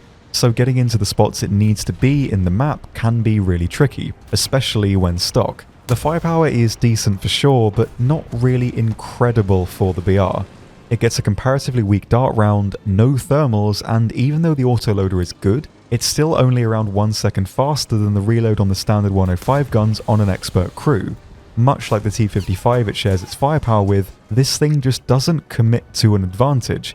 To the point where you could even argue that the 906 has more to offer, having a faster reload and really a better round as well. The APHE on the 906's 85mm still has better penetration performance than the 100, although not by much, but it's still usable in the higher tiers despite the smaller explosive mass. This tank is also currently at the end of the line, so its modification cost is huge, and given that the stock performance is less than stellar, dedicating the time to play this thing stock for the amount of time you need to spade it really is a bit of a struggle in my opinion. And it's a struggle you don't really need to make, as before this thing are 3 perfectly usable vehicles that in one way or another do the same job, arguably better. In the right spot this thing can definitely work, the APHE will usually one-shot and the autoloader will really help, but at 8.7 with some tough competition, this thing is in for a rough ride. For playstyle, I can't really recommend deviating much from the playstyle of the 906. This thing basically is just the 906 scaled up to fight tougher tanks, at least from a gameplay perspective. It still benefits from trying to hit the flank as hard as you can and hoping that you can make it to a good position far into the map, and if not, holding back and staying close to the team and supporting them there. Either the APHE or the Dart will work on this thing similarly to the T-55. It mainly just depends on where you're fighting and your preference. They both have advantages and drawbacks to the point where I can't really say which is objectively better for you. This thing, for what it's worth, is actually quite decent as a late game spawn, where generally weaker vehicles are rolling around and there's less immediate confrontation with the flanks. You can use the map a bit safer in this regard, although with just how common the G91s are right now, maybe that's not such a good idea either. Pros: good firepower and decent mobility. The cons: poor survivability and low versatility. Verdict: this is a bit of a hard one. I would probably have to go with and avoid it. It does still definitely work as a vehicle when upgraded, but dedicating the time to unlock it and spade it will take a while. And considering that it's not the easiest vehicle to use in the first place and comes directly after vehicles that work just as well if not better, your time can definitely be better spent going after other vehicles in the tree. This is one of the tanks I'd go for last personally, at least where it currently sits. Maybe this thing could go to 8.3 or even keep the BR but move down and get folded with the 906, as they're very similar. At least this way the modification cost could potentially go down. Next up, onto our ATGM carriers, and this is the IT-1. A pretty unique vehicle. It's on the hull of the T-62 and shares identical armor in that respect, with the turret being 200mm angled fairly effectively. Mobility is almost identical to the T-62 as well. The IT-1 is slightly faster due to the decrease in weight, although not by much really. Of course though, the main thing to talk about here is the firepower, and the IT-1 is equipped with the 37M ATGM, which is decent. It has a max penetration of 500mm and an explosive mass of just under 4 kilograms, so the damage isn't bad. It's also auto-loaded, being able to fire once every 10 seconds. The main issue is that the missile is quite hard to control overall. It is mouse-guided but isn't very responsive to input, meaning that if you need to change the direction of the missile quickly, say to hit a maneuvering vehicle at distance, it can be quite tricky to land that hit. Although, in general, the missile does have its positives. It can be fired on the move at any speed, and also actually has gun depression, at 9 degrees, which is really quite nice and lets this thing play in some of the more defensive areas similar to the BMP-3. This thing's hull down protection isn't terrible. The sloping of the turret can bounce some of the weaker shells, and it's quite hard to one-shot through the turret blob as well due to the crew spacing. As far as playstyle goes, the general rule I subscribe to is that if I'm not playing behind cover, I should be playing something else. The main advantage of this thing is how effectively it can fire from concealment, and in my opinion, this is how you should aim to play it. You can play it aggressively, sure, rolling around and shotgunning people with the missile, but you can do the same thing easier in conventional tanks, the T-55 or 62 for example, at the same BR. This thing loses its unique advantages the second you leave cover. So this is where I'd aim to be. If you're out of cover and see an enemy at the same time they see you, their dart is hitting you before your missile hits them. As far as exact positioning, I'd aim to avoid the very long sightlines. This missile is comparatively slow and hard to aim, and if an enemy is peeking cover, they'll likely dodge out of the way before you can hit them. So mid-range is ideal really. You can play it at close range, but you will need to be much more careful. A few meters off the mark and you're going to miss. You're not going to have much time to correct your aim. And this thing is fairly defenseless on reload. So stick to cover and stick to range if possible, and you will get the job done. Pros: good firepower, and can fire from concealment. And the cons: low versatility. Verdict: get it. Stock, it works just fine and fills a role the other tanks can't. Granted, it is very niche, and specialized ATGM carriers are a bit obsolete in today's meta, but there is a strong 8.3 lineup, so if there's a map or BR where none of the other tanks are going to work very well, this thing still can have function. In an up tier, it doesn't lose its main advantages, so it's a good tank to have in the back pocket if you need something a bit different. Next up, we have the Shturm-S, an APC fitted with an ATGM system. It has a very low profile and a pretty powerful selection of missiles, but not a lot else going for it. Armor is extremely poor, with only 7mm on the sides and 14 at the front. It's also only made up of 2 crew members, so it's incredibly weak to everything, basically. Mobility isn't that bad, but it doesn't really come into play much. The Shturm can cruise off-road in the 40s, which isn't really bad, but as it only has a 240 horsepower engine, it struggles with hills and breaking through soft cover. The firepower is both parts effective and annoying. It works, but it's not easy to use at all, really. The Shturm comes with 12 missiles that load automatically every 13 seconds. Stock, it comes with a regular ACGM that can get through 560mm of armor and travels at a pretty fast speed of 400 meters a second. For the unlockable missiles, it gets an improved tandem ATGM that can get through 800mm of armor and travels very quickly at 550 meters a second, which isn't bad at all. It also gets 2 additional specialized rounds, an HE ATGM that's quite useless really, it doesn't do a lot of damage and requires a fairly careful hit to knock out most vehicles, so it isn't really worth it, and a proximity HE ATGM. I redid that line about 10 times, that's really difficult to say. This proximity doesn't have any impact against tanks, so its performance is basically the same as the previous round, but it does act against aircraft, which does make this thing fairly decent at taking out helicopters. Aircraft not so much, as the missile can't easily track a fast moving target, but it is decent enough for helis. The problem with this thing is mainly down to just how un-user-friendly the firing system is. The sight for the ATGM is positioned in the front, it's this thing here, which means that this sight needs to be exposed for you to be able to fire on an enemy. You can't just poke the missile out of cover and use it like that in third person. The launcher can't really depress either, it can only angle down at 5 degrees, so unless you find the absolute perfect spot of cover, you will need to expose the front of the vehicle to use it, which means it will almost always be incredibly vulnerable. Another negative is that the launcher will fold away if you exceed 20 kph and will take about 4 seconds to redeploy. So if you get caught out of cover, there's likely nothing you can do. This thing's cruise control in Gear 1 is exactly 20 kph as well, which means that even if you cruise, the launcher will still retract, which is a bit of a shame and further hurts the vehicle's performance. Another tedious aspect is the selection of the ammunition. Once you fire, the missile type you already have selected will be chosen and can't be cancelled, which means if you're on reload and quickly need to switch to the VT shell for a heli, there's nothing you can do but waste the shot. This does make sense as a feature, so it's not broken, it's just a bit of a drawback. My personal issue with this thing is that it can't really play anywhere safely, and there are a handful of common maps that it's almost entirely useless on. Close quarters and urban maps are a death sentence for this thing, as there's rarely any decent cover for you to use. It can work on very long range maps as it does have thermals and the unlockable missile travels very fast, but that is it really. It has a very small niche and doesn't work at all outside of it. You need to be so careful playing this thing to the extent where the advantages you get from playing the Shturm well don't justify the effort required to keep it alive. The BMP-3 can do everything the Shturm can but better with more versatility and more reliability. Of course, the Shturm can take out helis a bit easier at the far ranges and reloads the ATGM faster, but these are surface level advantages really. For using it, I would just stick to the longest sightline you can and try to hide behind cover. The missiles do work, so if you can keep yourself as safe as possible while still being able to fire them, that's really the only way to go. Pros: good firepower and decent mobility.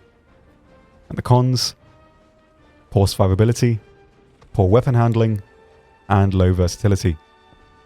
Verdict: I'd avoid this one. At 8.7, it's almost entirely outclassed by the BMP-3 and only really works in very specific locations on very specific maps. And currently, it's not really worth dedicating the time to spade it in my opinion. There's no lineup it works in, and it's quite rapidly outclassed by something objectively better, which we will look at right now. Next up, we have the Khrizantema-S, which improves upon the foundation set by the Shturm, but still inherits a lot of its problems. Offensively, it is drastically better though, having 2 barrels and a much improved ATGM. The tandem 9M123 with over 6 kilograms of explosive mass and 1,200mm of penetration, which is really good. There's almost nothing in the game currently that can resist these missiles. It does also get an unlockable HE missile, but similarly to the Shturm, they don't really have much use and often struggle to do any meaningful damage. Its offensive properties get even better though. It gets high quality thermals in the gun sight and in the commander view, making it currently the only researchable vehicle in the tech tree to have this feature. Pretty nice. It also gets another unique feature, a ground radar. This radar picks up tanks within a direct line of sight and also lets you lock onto them.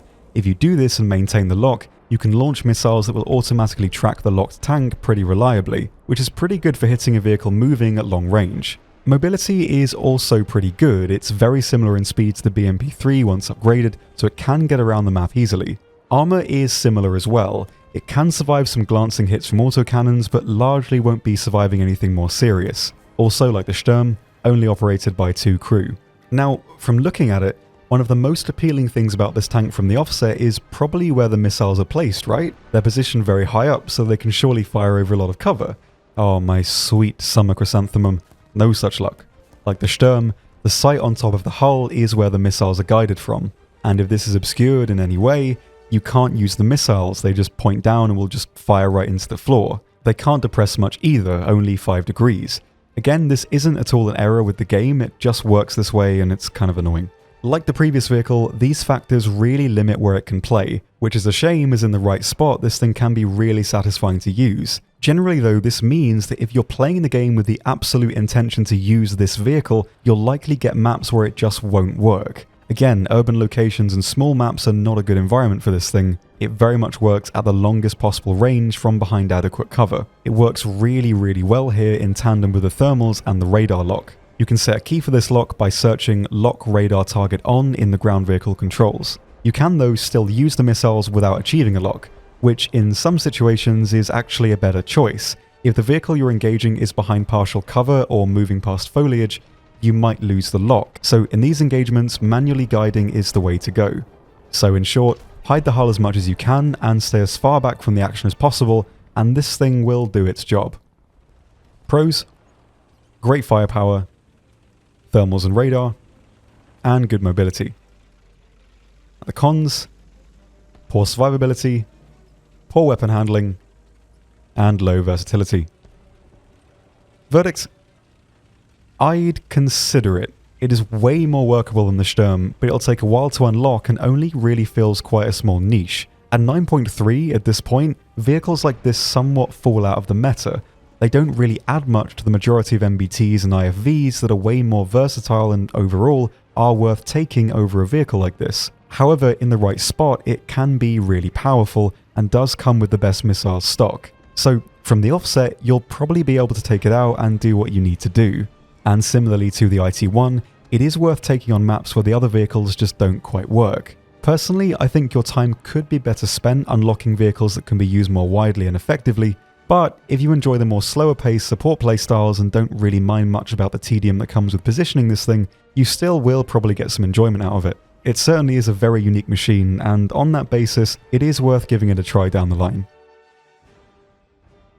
So next up we have our anti-air vehicles, and we're starting off with the ZSU-23-4, the Shilka. Probably a very recognisable machine. Like the name implies, it's equipped with 4 23mm autocannons with a very fast rate of fire, 850 rounds per minute. Much like most anti-air vehicles though, firepower is the only reliable aspect. This thing is protected by 9mm of armour all over, so artillery splashes and heavy machine guns can wreck it very quickly. The mobility as well is fairly average. It can move around easily but isn't quite fast enough to use the mobility aggressively. It's just too slow and weak, and lacks the penetration power to deal with most tanks frontally. The API rounds can get through 46mm of armour at close range, which is generally enough to rip through light vehicles, but it will struggle against most MBTs. The advantage it has though is the rate of fire and concentration of the rounds. As the spread of the shots is fairly contained, it's easy to aim for and blow off the barrels and tracks of enemy vehicles, but that's pretty much where its reliability against ground vehicles stops. Because of how fast it fires, you can brute force rounds into weak spots like turret rings, but it's not really great at doing this. As an anti-air though, it is a lot more functional, but at the same time, not really as effective as many other contemporary anti-air vehicles. It has a great rate of fire and a decent spread, but it doesn't really have the range or damage the other anti-airs have, to the point where it can be pretty difficult to hit a target over 2 kilometers away, especially one that's maneuvering. On top of this, its radar is a little underwhelming too. Most radar AAs can detect aircraft in all directions up to a certain range, but the Shilka can only detect aircraft in this very narrow cone directly in front of it, which does make it harder to quickly find targets in the air, which you will have to do as it has one of the slowest turret traverses of all the anti-airs around this BR. Not even close to the point where it's actually hard to track planes, but it will lose a second or so snapping to an incoming aircraft when compared to other vehicles. The Shilka is a bit like the Whirlwind in that it's most effective at engaging aircraft at close range. You certainly can use it at long range, and with the help of the radar you can get some kills at distance, but for consistency it's much better to wait until an aircraft is as close as possible before engaging. Ideally no more than 1.5 kilometers away. This isn't a hard limit though, so mostly you'll just want to use your discretion and wait until an aircraft is as close as possible before firing. Another aspect the Shilka shares with the Whirlwind is that enemies will be very cautious once they're aware of you, which is why shooting at distance isn't really a great idea. As if an aircraft is several kilometers away and notices you firing, they're not going to let you get an easy shot, let alone get close to you. Think of it a bit like a crocodile sneaking up on a gazelle. If it strikes too quickly or makes itself visible before its prey gets close, it's going to lose out. That analogy was pointless. Anyway, try and wait until the last moment before striking, is what I'm trying to say. As for positioning, it's only really reliable as an anti-air, so most of the time, just stick behind some hard cover near the spawn. Standard stuff, really. Pros: decent anti-air ability. And the cons: poor anti-tank ability, poor survivability, and low versatility.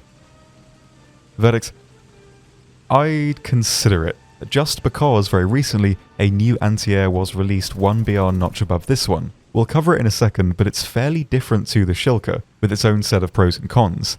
There isn't really an 8.0 lineup, so either the Shilka or the next vehicle would be a decent pick, as you won't really have the opportunity to use both in separate lineups. And of course, you will likely only need one anti-air, so I'd wait until we take a look at the next machine before you make up your mind. So, as promised, next up is the ZSU-37-2, a very new addition to the tree, and a fairly welcome one. It's equipped with twin 37mm guns with a decent rate of fire of 500 rounds a minute, a little slower than contemporary NATO anti-air vehicles, but good enough. It comes with 3 belts, solid HE, solid AP, and default being a mix of both. The AP rounds and belt this thing has isn't too bad, with a maximum penetration of 85mm at close range, which is enough to take out every common enemy from the side and a fair few from the front. It can easily blow off tracks and barrels in any case. Armor is basically the same as the Shilka, 9mm of protection, so same story there. Mobility though is improved, as this vehicle shares a very similar hull to the decently speedy SU-100P, letting this thing cruise around at 40 kph off-road when upgraded. It also has a much lower profile than the Shilka as well, excluding the radar, which annoyingly can't be folded down in any way, just switched off. In any case, the 37-2 can be a bit more of a tank hunter with the extra firepower and mobility. The rounds can get through turret rings and disable enemies fairly quickly and much more reliably than the Shilka. For going after tanks, there are 2 main playstyles I usually go with. The former is to fully commit to the flank. Rush right in aggressively and try and catch some enemies off guard early on. It is quite good at doing this, as the enemies you'll likely meet on the flanks early on are usually very lightly armoured, allowing you to chew them up quickly. The 37-2 doesn't have a full stabilizer, however. It is stabilised up to 25 kph though, and really, even then, the guns are stable enough at high speeds to get shots on target, although it is something to keep in mind anyway. So it can be a decent first spawn flanking like this. The spawn is cheap as it's an anti-air, and even if you only get 1 or 2 kills, it'll likely get you enough spawn points to take out a plane early on. The second playstyle is using it a bit more as a vulture, hiding behind corners, turning off your engine, and just waiting for tanks to roll out in front of you. That, or sticking with a teammate and using them as a buffer. When your teammate engages an enemy and the enemy fires, you can rush out and leather them with shells, either knocking them out outright, or disabling their tracks and barrel to give your teammate a pretty easy kill and you an assist. This style works better on maps that are a bit more open and don't easily allow for flanking into the map. For versatility, I'd only ever take out the default mixed belt or the solid AP belt. Pure HE cuts your ability in half and just means you can't take out any tanks. The default 1-to-1 AP to HE works fine against planes anyway. Like before, I can't really give you any advice for going after planes. Just wait until they're as close as possible, lock on with the radar, and you really should be good to go. You can afford to fire at targets a bit further away than the Shilka though, so keep this in mind, especially for helicopters. So, pros: good anti-tank ability, decent anti-air ability, and decent mobility. The cons: poor survivability. Verdict: I'd get this one, as I think this thing has more use than the Shilka, although with the 906 and BMPs, you do have a fitting set of light tanks to go for if you want to employ the same playstyles as this thing. So if you want a pure anti-air vehicle, the Shilka will likely still do fine, although this one is more versatile and would be the better pick in my opinion, especially as 8.3 is the first real lineup we can actually make this tier. Finally, for the tech tree vehicles today, we have the ZPRK 2S6 Tunguska, Russia's current end-of-the-line anti-air system. And what a far cry this thing is from the 4M Gaz in Tier 1. The Tunguska is very capable. Like all other anti-airs before it, it's protected generally by 9mm of armor, so nothing special in that department. Mobility though is pretty good. It can cruise off-road in the 40s, so that doesn't really hold it back in any way. And like the BMP-3, it also has suspension control too. Of course though, the firepower aspect is really the only thing of interest here. The Tunguska is equipped with 4 30mm cannons with a fire rate of 1,250 rounds a minute, so this thing has some serious burst mass. The penetration isn't incredible though, at a max of 65 at point blank, but as the guns fire so quickly, they can easily disable enemies and cripple external modules. It comes with 3 belts, 1-to-1 AP and HE as the default, then a majority AP and a majority HE belt. Really, you'll only want to be using the default belt, as the unlockable belts cost a lot of SL to use. The AP belt costs 4,600 lions, which is only around 500 less than the actual repair cost of the vehicle itself, so just stick with the default and you will do fine. The other weapon system is of course the missiles. It gets 8 of them and they're pretty good at taking out aircraft, especially helis. They travel very fast and get a proximity fuse as well, which makes them very powerful. They also have an operational range of 8 kilometers. These missiles have been nerfed since release and don't quite do as much damage as they once did, but they still do get the job done. Against tanks, you can use them to blow off barrels and tracks, but overall they're not amazingly efficient at this. If you can land one underneath the tank, they can one-shot them if your aim is very good, but this is quite tedious to do. Because of the proximity fuse as well, they don't really hull break light vehicles either, so it's best to use the guns for this sort of thing. Also, you effectively get 2 types of missile as well. At tier 4, you can unlock the M1 upgrade modification, which gives the Tunguska thermals and adds an improved missile with an extra 2 kilometers range, making the total coverage 10 kilometers, which lets you cover everything pretty much. These missiles aren't the easiest to aim against maneuvering aircraft though, as they travel so quickly. Another double-edged sword aspect is that after around 3 seconds, the smoke trail on the missile burns off, which makes it much harder to accurately aim. But at the same time, it doesn't give the enemy any indication of where the incoming missile is, which doesn't give them enough information to dodge out of the way, which can work in your favour once you get the hang of how the missiles work. For playstyle, it's a pretty standard one for anti-air. You can play this thing as a tank hunter sort of, it's incredibly good at shredding light vehicles, but against an MBT from the front, it's likely they'll click on you first. But if you do get the jump on an enemy, it's not too hard to disable and flank them. Either way, this relies a lot on luck, so your primary purpose should be an anti-air vehicle. But you do have the mobility to push into the map late game to secure caps. You can still definitely do this. Make sure though to also turn off your radar for an extra bit of stealth. As for just playing it as an AA, it's not too complicated. This is a very sophisticated anti-air system and really does a lot of the work for you. Helis are easy to knock out with the missiles, but aircraft are a little harder. If they're out of gun range, try and wait for the plane to make a hard turn before firing. If the aircraft has a lot of speed and is maneuvering, it can be very hard to hit them with the missiles. If they fly in a straight line though, they become very easy to hit, so if a plane seems to be oblivious, launch a missile and they probably won't dodge in time. Finally as well, you can use the suspension control to lower yourself down a bit to make you a smaller target, which can be useful for hiding behind cover on some maps. Pros: great anti-air ability, and mobile. And the cons: poor survivability. Verdict? Of course, get this one, it's a really powerful anti-air that does have the ability to engage tanks too, though not really to a reliable degree. It works perfectly well stock and will be able to counter planes and helis pretty easily after a bit of practice.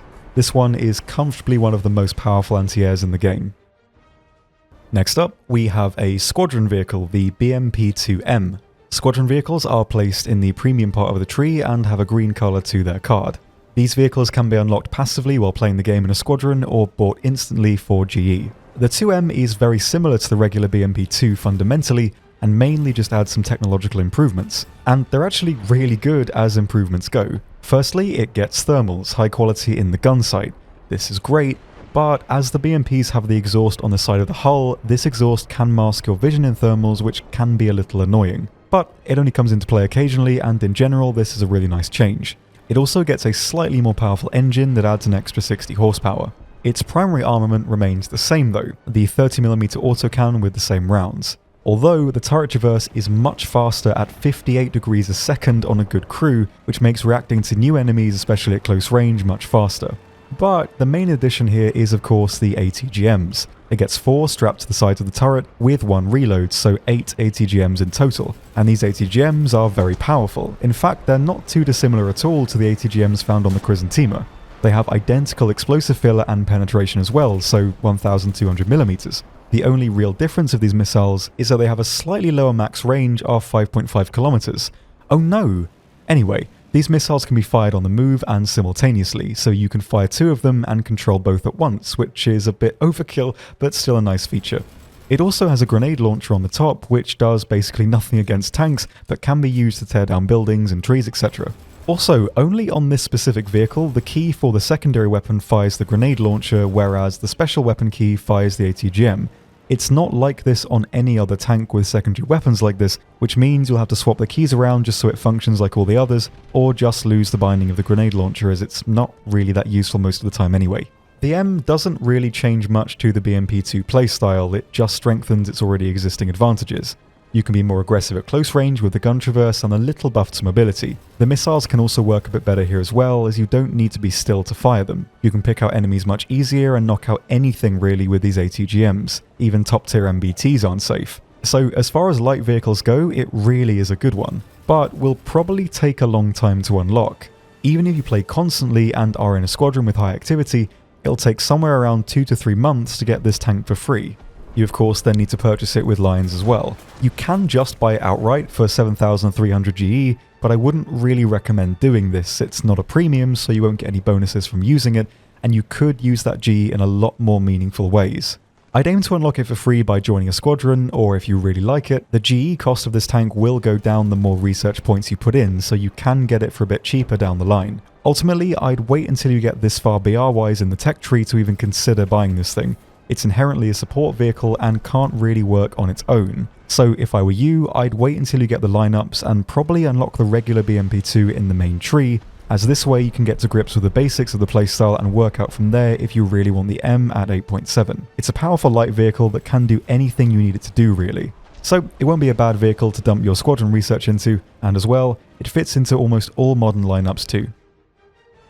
Next up is our only event vehicle this tier, the Object 279, which is certainly one of the most unique looking tanks in the game. It's really cool. Anyway, this is the highest heavy tank BR-wise in the game currently, and it does somewhat deserve that. It's decently mobile and has the armor to deflect a lot of the weaker shells, but APF-SDS and ATGMs will still cut right through it, even at its own BR of 8.7. It's equipped with a fully stabilized 130mm cannon, with the most powerful APHE round in the game being able to get through 363mm of armor. It's really quite impressive.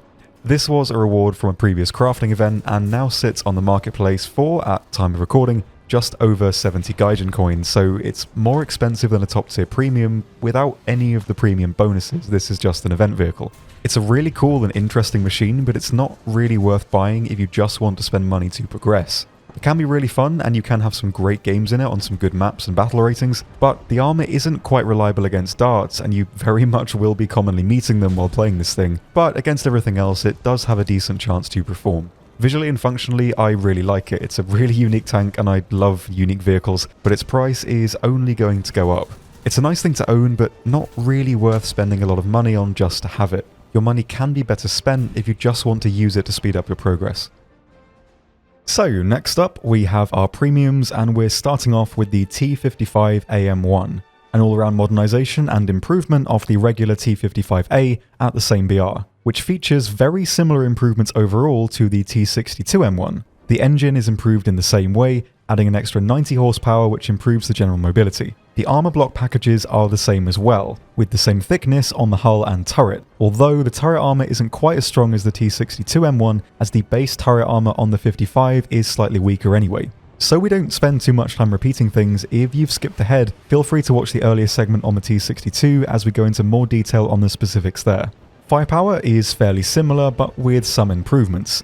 The M1 gets a laser rangefinder and a barrel-launched ATGM, the same one the T62 uses. So, comparatively, this tank is pretty good. It's at the same BR, so it is an objectively better vehicle with advantages in every respect. Brawling is a little more reliable down to the armor, and the laser rangefinder and missiles make playing at distance a bit more viable too, especially as the turret armor is improved. But, as always, this thing is a product and needs to be judged a bit differently. So, is it worth it?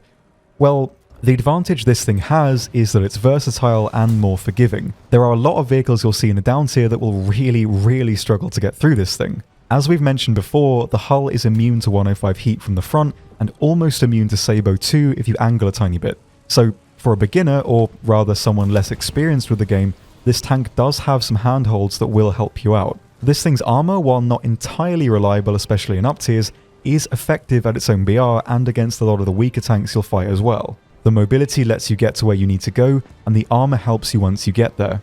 This thing's largest problem are the up tiers and the firepower to an extent. The reload and the dart round are on the weaker side, and in 9.3 games, this thing really does start to suffer, but it isn't unusable. Plus, pretty much all tanks apart from light vehicles suffer in up tiers of this BR anyway, so it's not like that's a disadvantage unique to the 55AM. All in all, it's generally a forgiving vehicle that will work in the right places, so it wouldn't be wrong to buy it. We do have one more active pack premium to cover though. So before you make a decision, if you are maybe looking to pick one of these up, hold off until we take a look at the last tank this tier. So lastly today for the ground vehicles we have the premium T-72AV TURMS-T. This tank effectively is identical to the base model of the T-72A, but with some notable advantages. Armor and mobility are exactly the same. The AV has the extra hull plate included by default, and of course is coated in Contact 1 ERA, similarly to the T-72B. The main difference though is that the TURMS gets the Mango shell and pretty fantastic thermal optics. It gets high quality thermals in the gun sight and commander view, making it currently the only Russian MBT to have this feature, which is a pretty big advantage. However, the regular drawbacks of the T-72 are still there, made worse with the TURMS due to the BR of 9.7. This thing can see top tier matches, and it commonly will, which means its armor is not going to be quite as effective this time around. Practically all of the common rounds at 9.7 will be able to rip right through you. You do have the chance to negate a lot of the stock rounds though, so heat projectiles, but of course, unreliable. Same as the T-55, if you've skipped ahead, I recommend watching the T-72A segment for some more details. So, the TURMS doesn't really change up the playstyle much, but the thermals and improved round make sniping way more viable. You don't have the hull armor to brawl and gain no additional advantages from playing at close range, so sticking at distance is the most reliable for this thing. So, is it worth it? I think comparing the T-55 and the TURMS would be useful here. Both tanks are €60 currently, so as far as a game is concerned, it's a fairly big investment. Both tanks have the same silver line multiplier, but the TURMS does have a slightly higher research percentage, so you will earn more with the TURMS relative to your performance. So as far as cold data is concerned, the TURMS is objectively the best premium in the tree in terms of this cold modifier. You will get the most rewards playing it. But the problem here is that top tier in this game is in an almost constant state of flux. Every update will change the landscape, and even sometimes small BR alterations completely change the playing field as well. For example, the addition of the Leopard 2A6 affected every Russian MBT negatively by being able to effectively negate all of their armor. So if you're watching this video half a year later, the state of top tier might be so different to where this tank has absolutely no place, or it could be performing incredibly.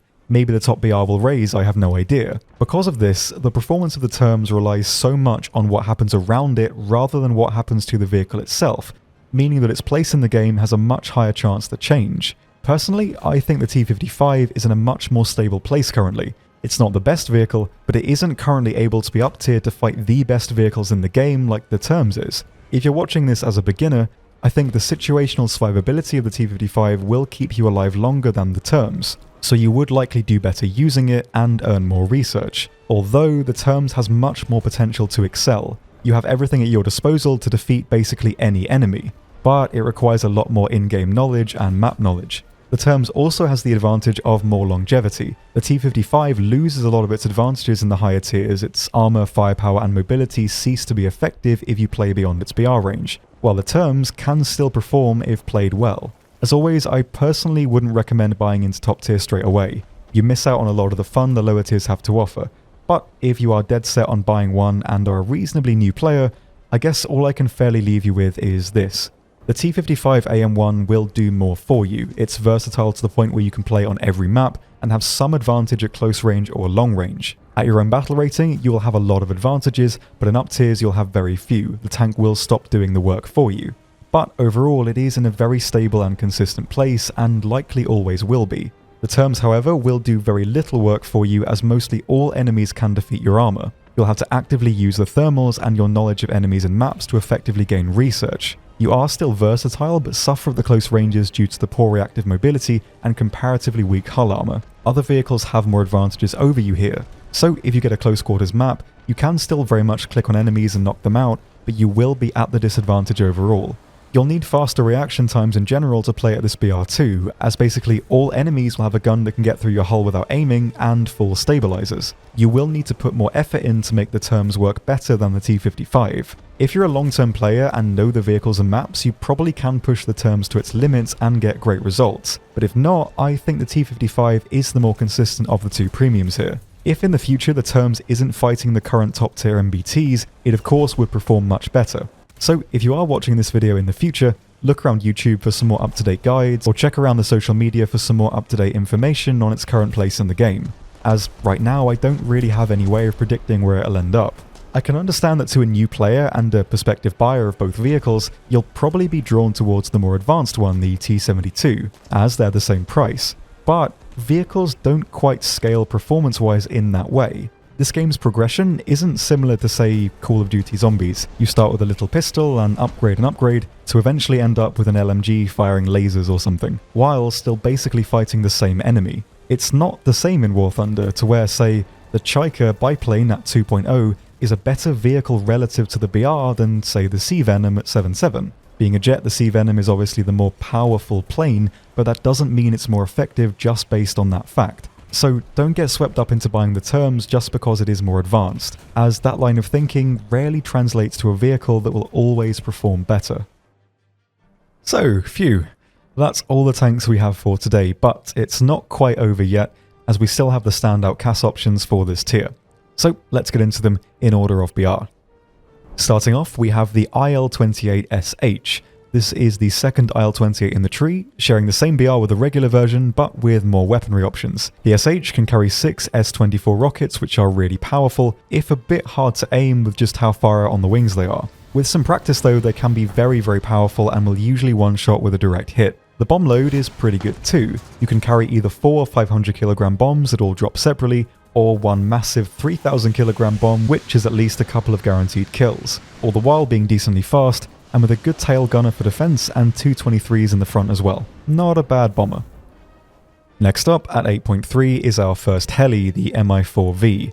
This is the starter heli you receive for Russia, and as starter helis go, it's not too bad. Very weak and very slow, but you can carry 4 of the Falanga AGMs which work well as a flurry of unguided rockets. It comes with a 50 cal MG for defense, but overall is a fairly weak target, but in the right environment it will work well enough for an early heli.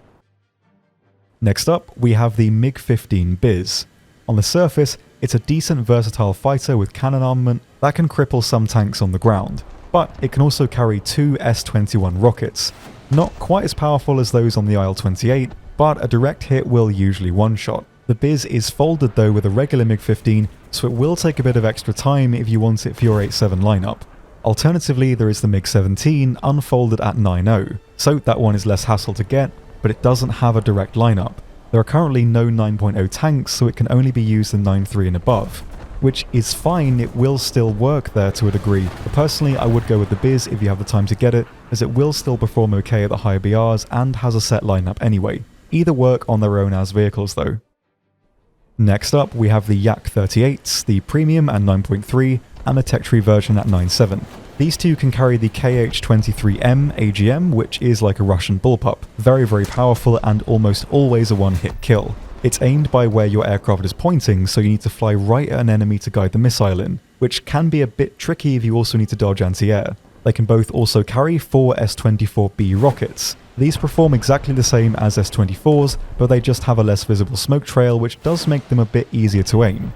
These aircraft also both have a ballistic computer, which gives you an indicator of where the rockets are going to land. You can activate it by bringing up your multifunction menu, pressing 3 for weaponry, and 1 to toggle the ballistic computer.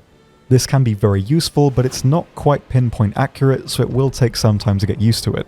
Of course though, the Yak-38 is a €60 premium, and I wouldn't recommend buying it just for the CAS itself. Although if you were going to get it for the air battle side of things, it can work against tanks too, but just don't go buying it for this one purpose. The Yak-38M is practically the same for free in the tech tree, although it's the end-line vehicle, so it has a very high modification cost. So it will take a lot of time to unlock it and get all the modules you need. It's not the best, but it still works for CAS if you're interested in the aircraft. Next up, we have the Su-7B. It's very fast, not incredibly maneuverable, but it can carry 4 S-24 rockets and has 2 30mm cannons for taking out aircraft and strafing ground units. Its lack of maneuverability does hurt its performance in the close-range looping fights you usually get in tank matches, but once you get the hang of the rockets, it does work really well. It also gets the ballistic computer too. Pretty good choice. Next up, we have the Su-7BKL. In terms of performance, it's basically the same speed and firepower, but it gets some visual differences such as skates on the landing gear and twin drag chutes. The regular Su-7 only gets 1. The BKL can carry 6 S-24 rockets, which gives you a lot of potential. It can also carry up to 160 unguided heat rockets if that's more your style too. Again, not the best aircraft suited to combat maneuvers in tank matches, but it does still have decent potential. Yep, so I need to talk about the Ka-50 now. Love it or loathe it, the premium Ka-50 is a very capable helicopter with very powerful Vikir AGMs that can take out aircraft and tanks alike. It's fast, has flares, and a 30mm cannon that can lock onto enemies at close range. It's actually the same as the cannon the BMP-2 uses. Personally, I don't really like playing helis in general, it's not quite my cup of tea, but it would be dishonest to not cover just how effective this heli can be. Aiming the missiles is very easy with the lock, and if you have the spawn points, you can likely get some good results with this thing. Although it's €50, and if you want to spawn with the guided missiles, you'll need to get enough spawn points. You can always take it out as a first spawn with the unguided rockets, but it's not always effective. In general, it is very powerful though, and you can take out a lot of enemies if you're lucky. So, if you have the money lying around or see this thing on sale, it is a very functional vehicle. Please don't throw rocks at my face. Or any other part of me actually. It is good, but there are still other vehicles you can use for free. Next up, back to the tech tree with the Ka-52. Another very powerful heli that comes with thermals, Vikirs, AAMs, and can also carry 20 S-13DF rockets. These are unguided, but usually one shot if they hit, and once you get the aim down, they're very easy to use. You can also take these out as a first spawn, so if you get a good roll with no enemy anti-air, you can get a lot of kills right from the offset. It will take a long time to unlock though, and really a casual player who maybe plays a couple of hours a day isn't going to have the time to unlock all the previous helis to get this thing spaded realistically. You could also go for the Mi-28N, which functions very similarly, but it will still take a fairly long time to unlock. Getting a premium like the Ka-50 will definitely help with this, but overall it is a situational vehicle, and personally, I'd say a more achievable top tier CAS aircraft will be one of the remaining planes, which we'll cover in just a second. Currently a top tier for the aircraft, you have the MiG-21 SMT and the BIS. These two aircraft are very fast, very maneuverable, and both come with 4 unlockable S-24 rockets with the ballistic computer too. The BIS is way more powerful than the SMT in terms of engine performance and also gets flares, but both will work fine for CAS and taking out enemy air. So if you get to the SMT and don't want to push for the BIS, you won't miss out on a huge amount of CAS potential. Bear in mind though that these two aircraft do share a fairly high repair cost of 25k for the BIS and 18 for the SMT. So they are fairly pricey, but do work well. If you don't quite have the budget for these two, the Su-7 BKL, for all its faults, only costs 8.4k to repair, so maybe that aircraft would be a better fit if you want to save on the SL. So there we are guys, that's everything for today. On screen now are what I think are the best lineups you can make using vehicles from this tier. Of course, a lot of vehicle types at top tier mostly rely on preference, so you may prefer light vehicles or vice versa. So of course, you can swap out vehicles and change these lineups up a bit. This is just what I personally have the most enjoyment and success with. Top tier Russia isn't the strongest right now with the addition of the 2A6 and just how prevalent guided CAS is at top tier. Russia is falling behind a little bit in a few respects, but they definitely can still work as vehicles with some practice. So, thank you for watching this whole video. I know it's been a bit of a slog. Hopefully the voiceover hasn't been too disconnected. I've recorded basically all of this in the same day, and I've got progressively more tired throughout the day as well. I think I've drunk 15 cups of water so far, around that anyway. I'm very hydrated.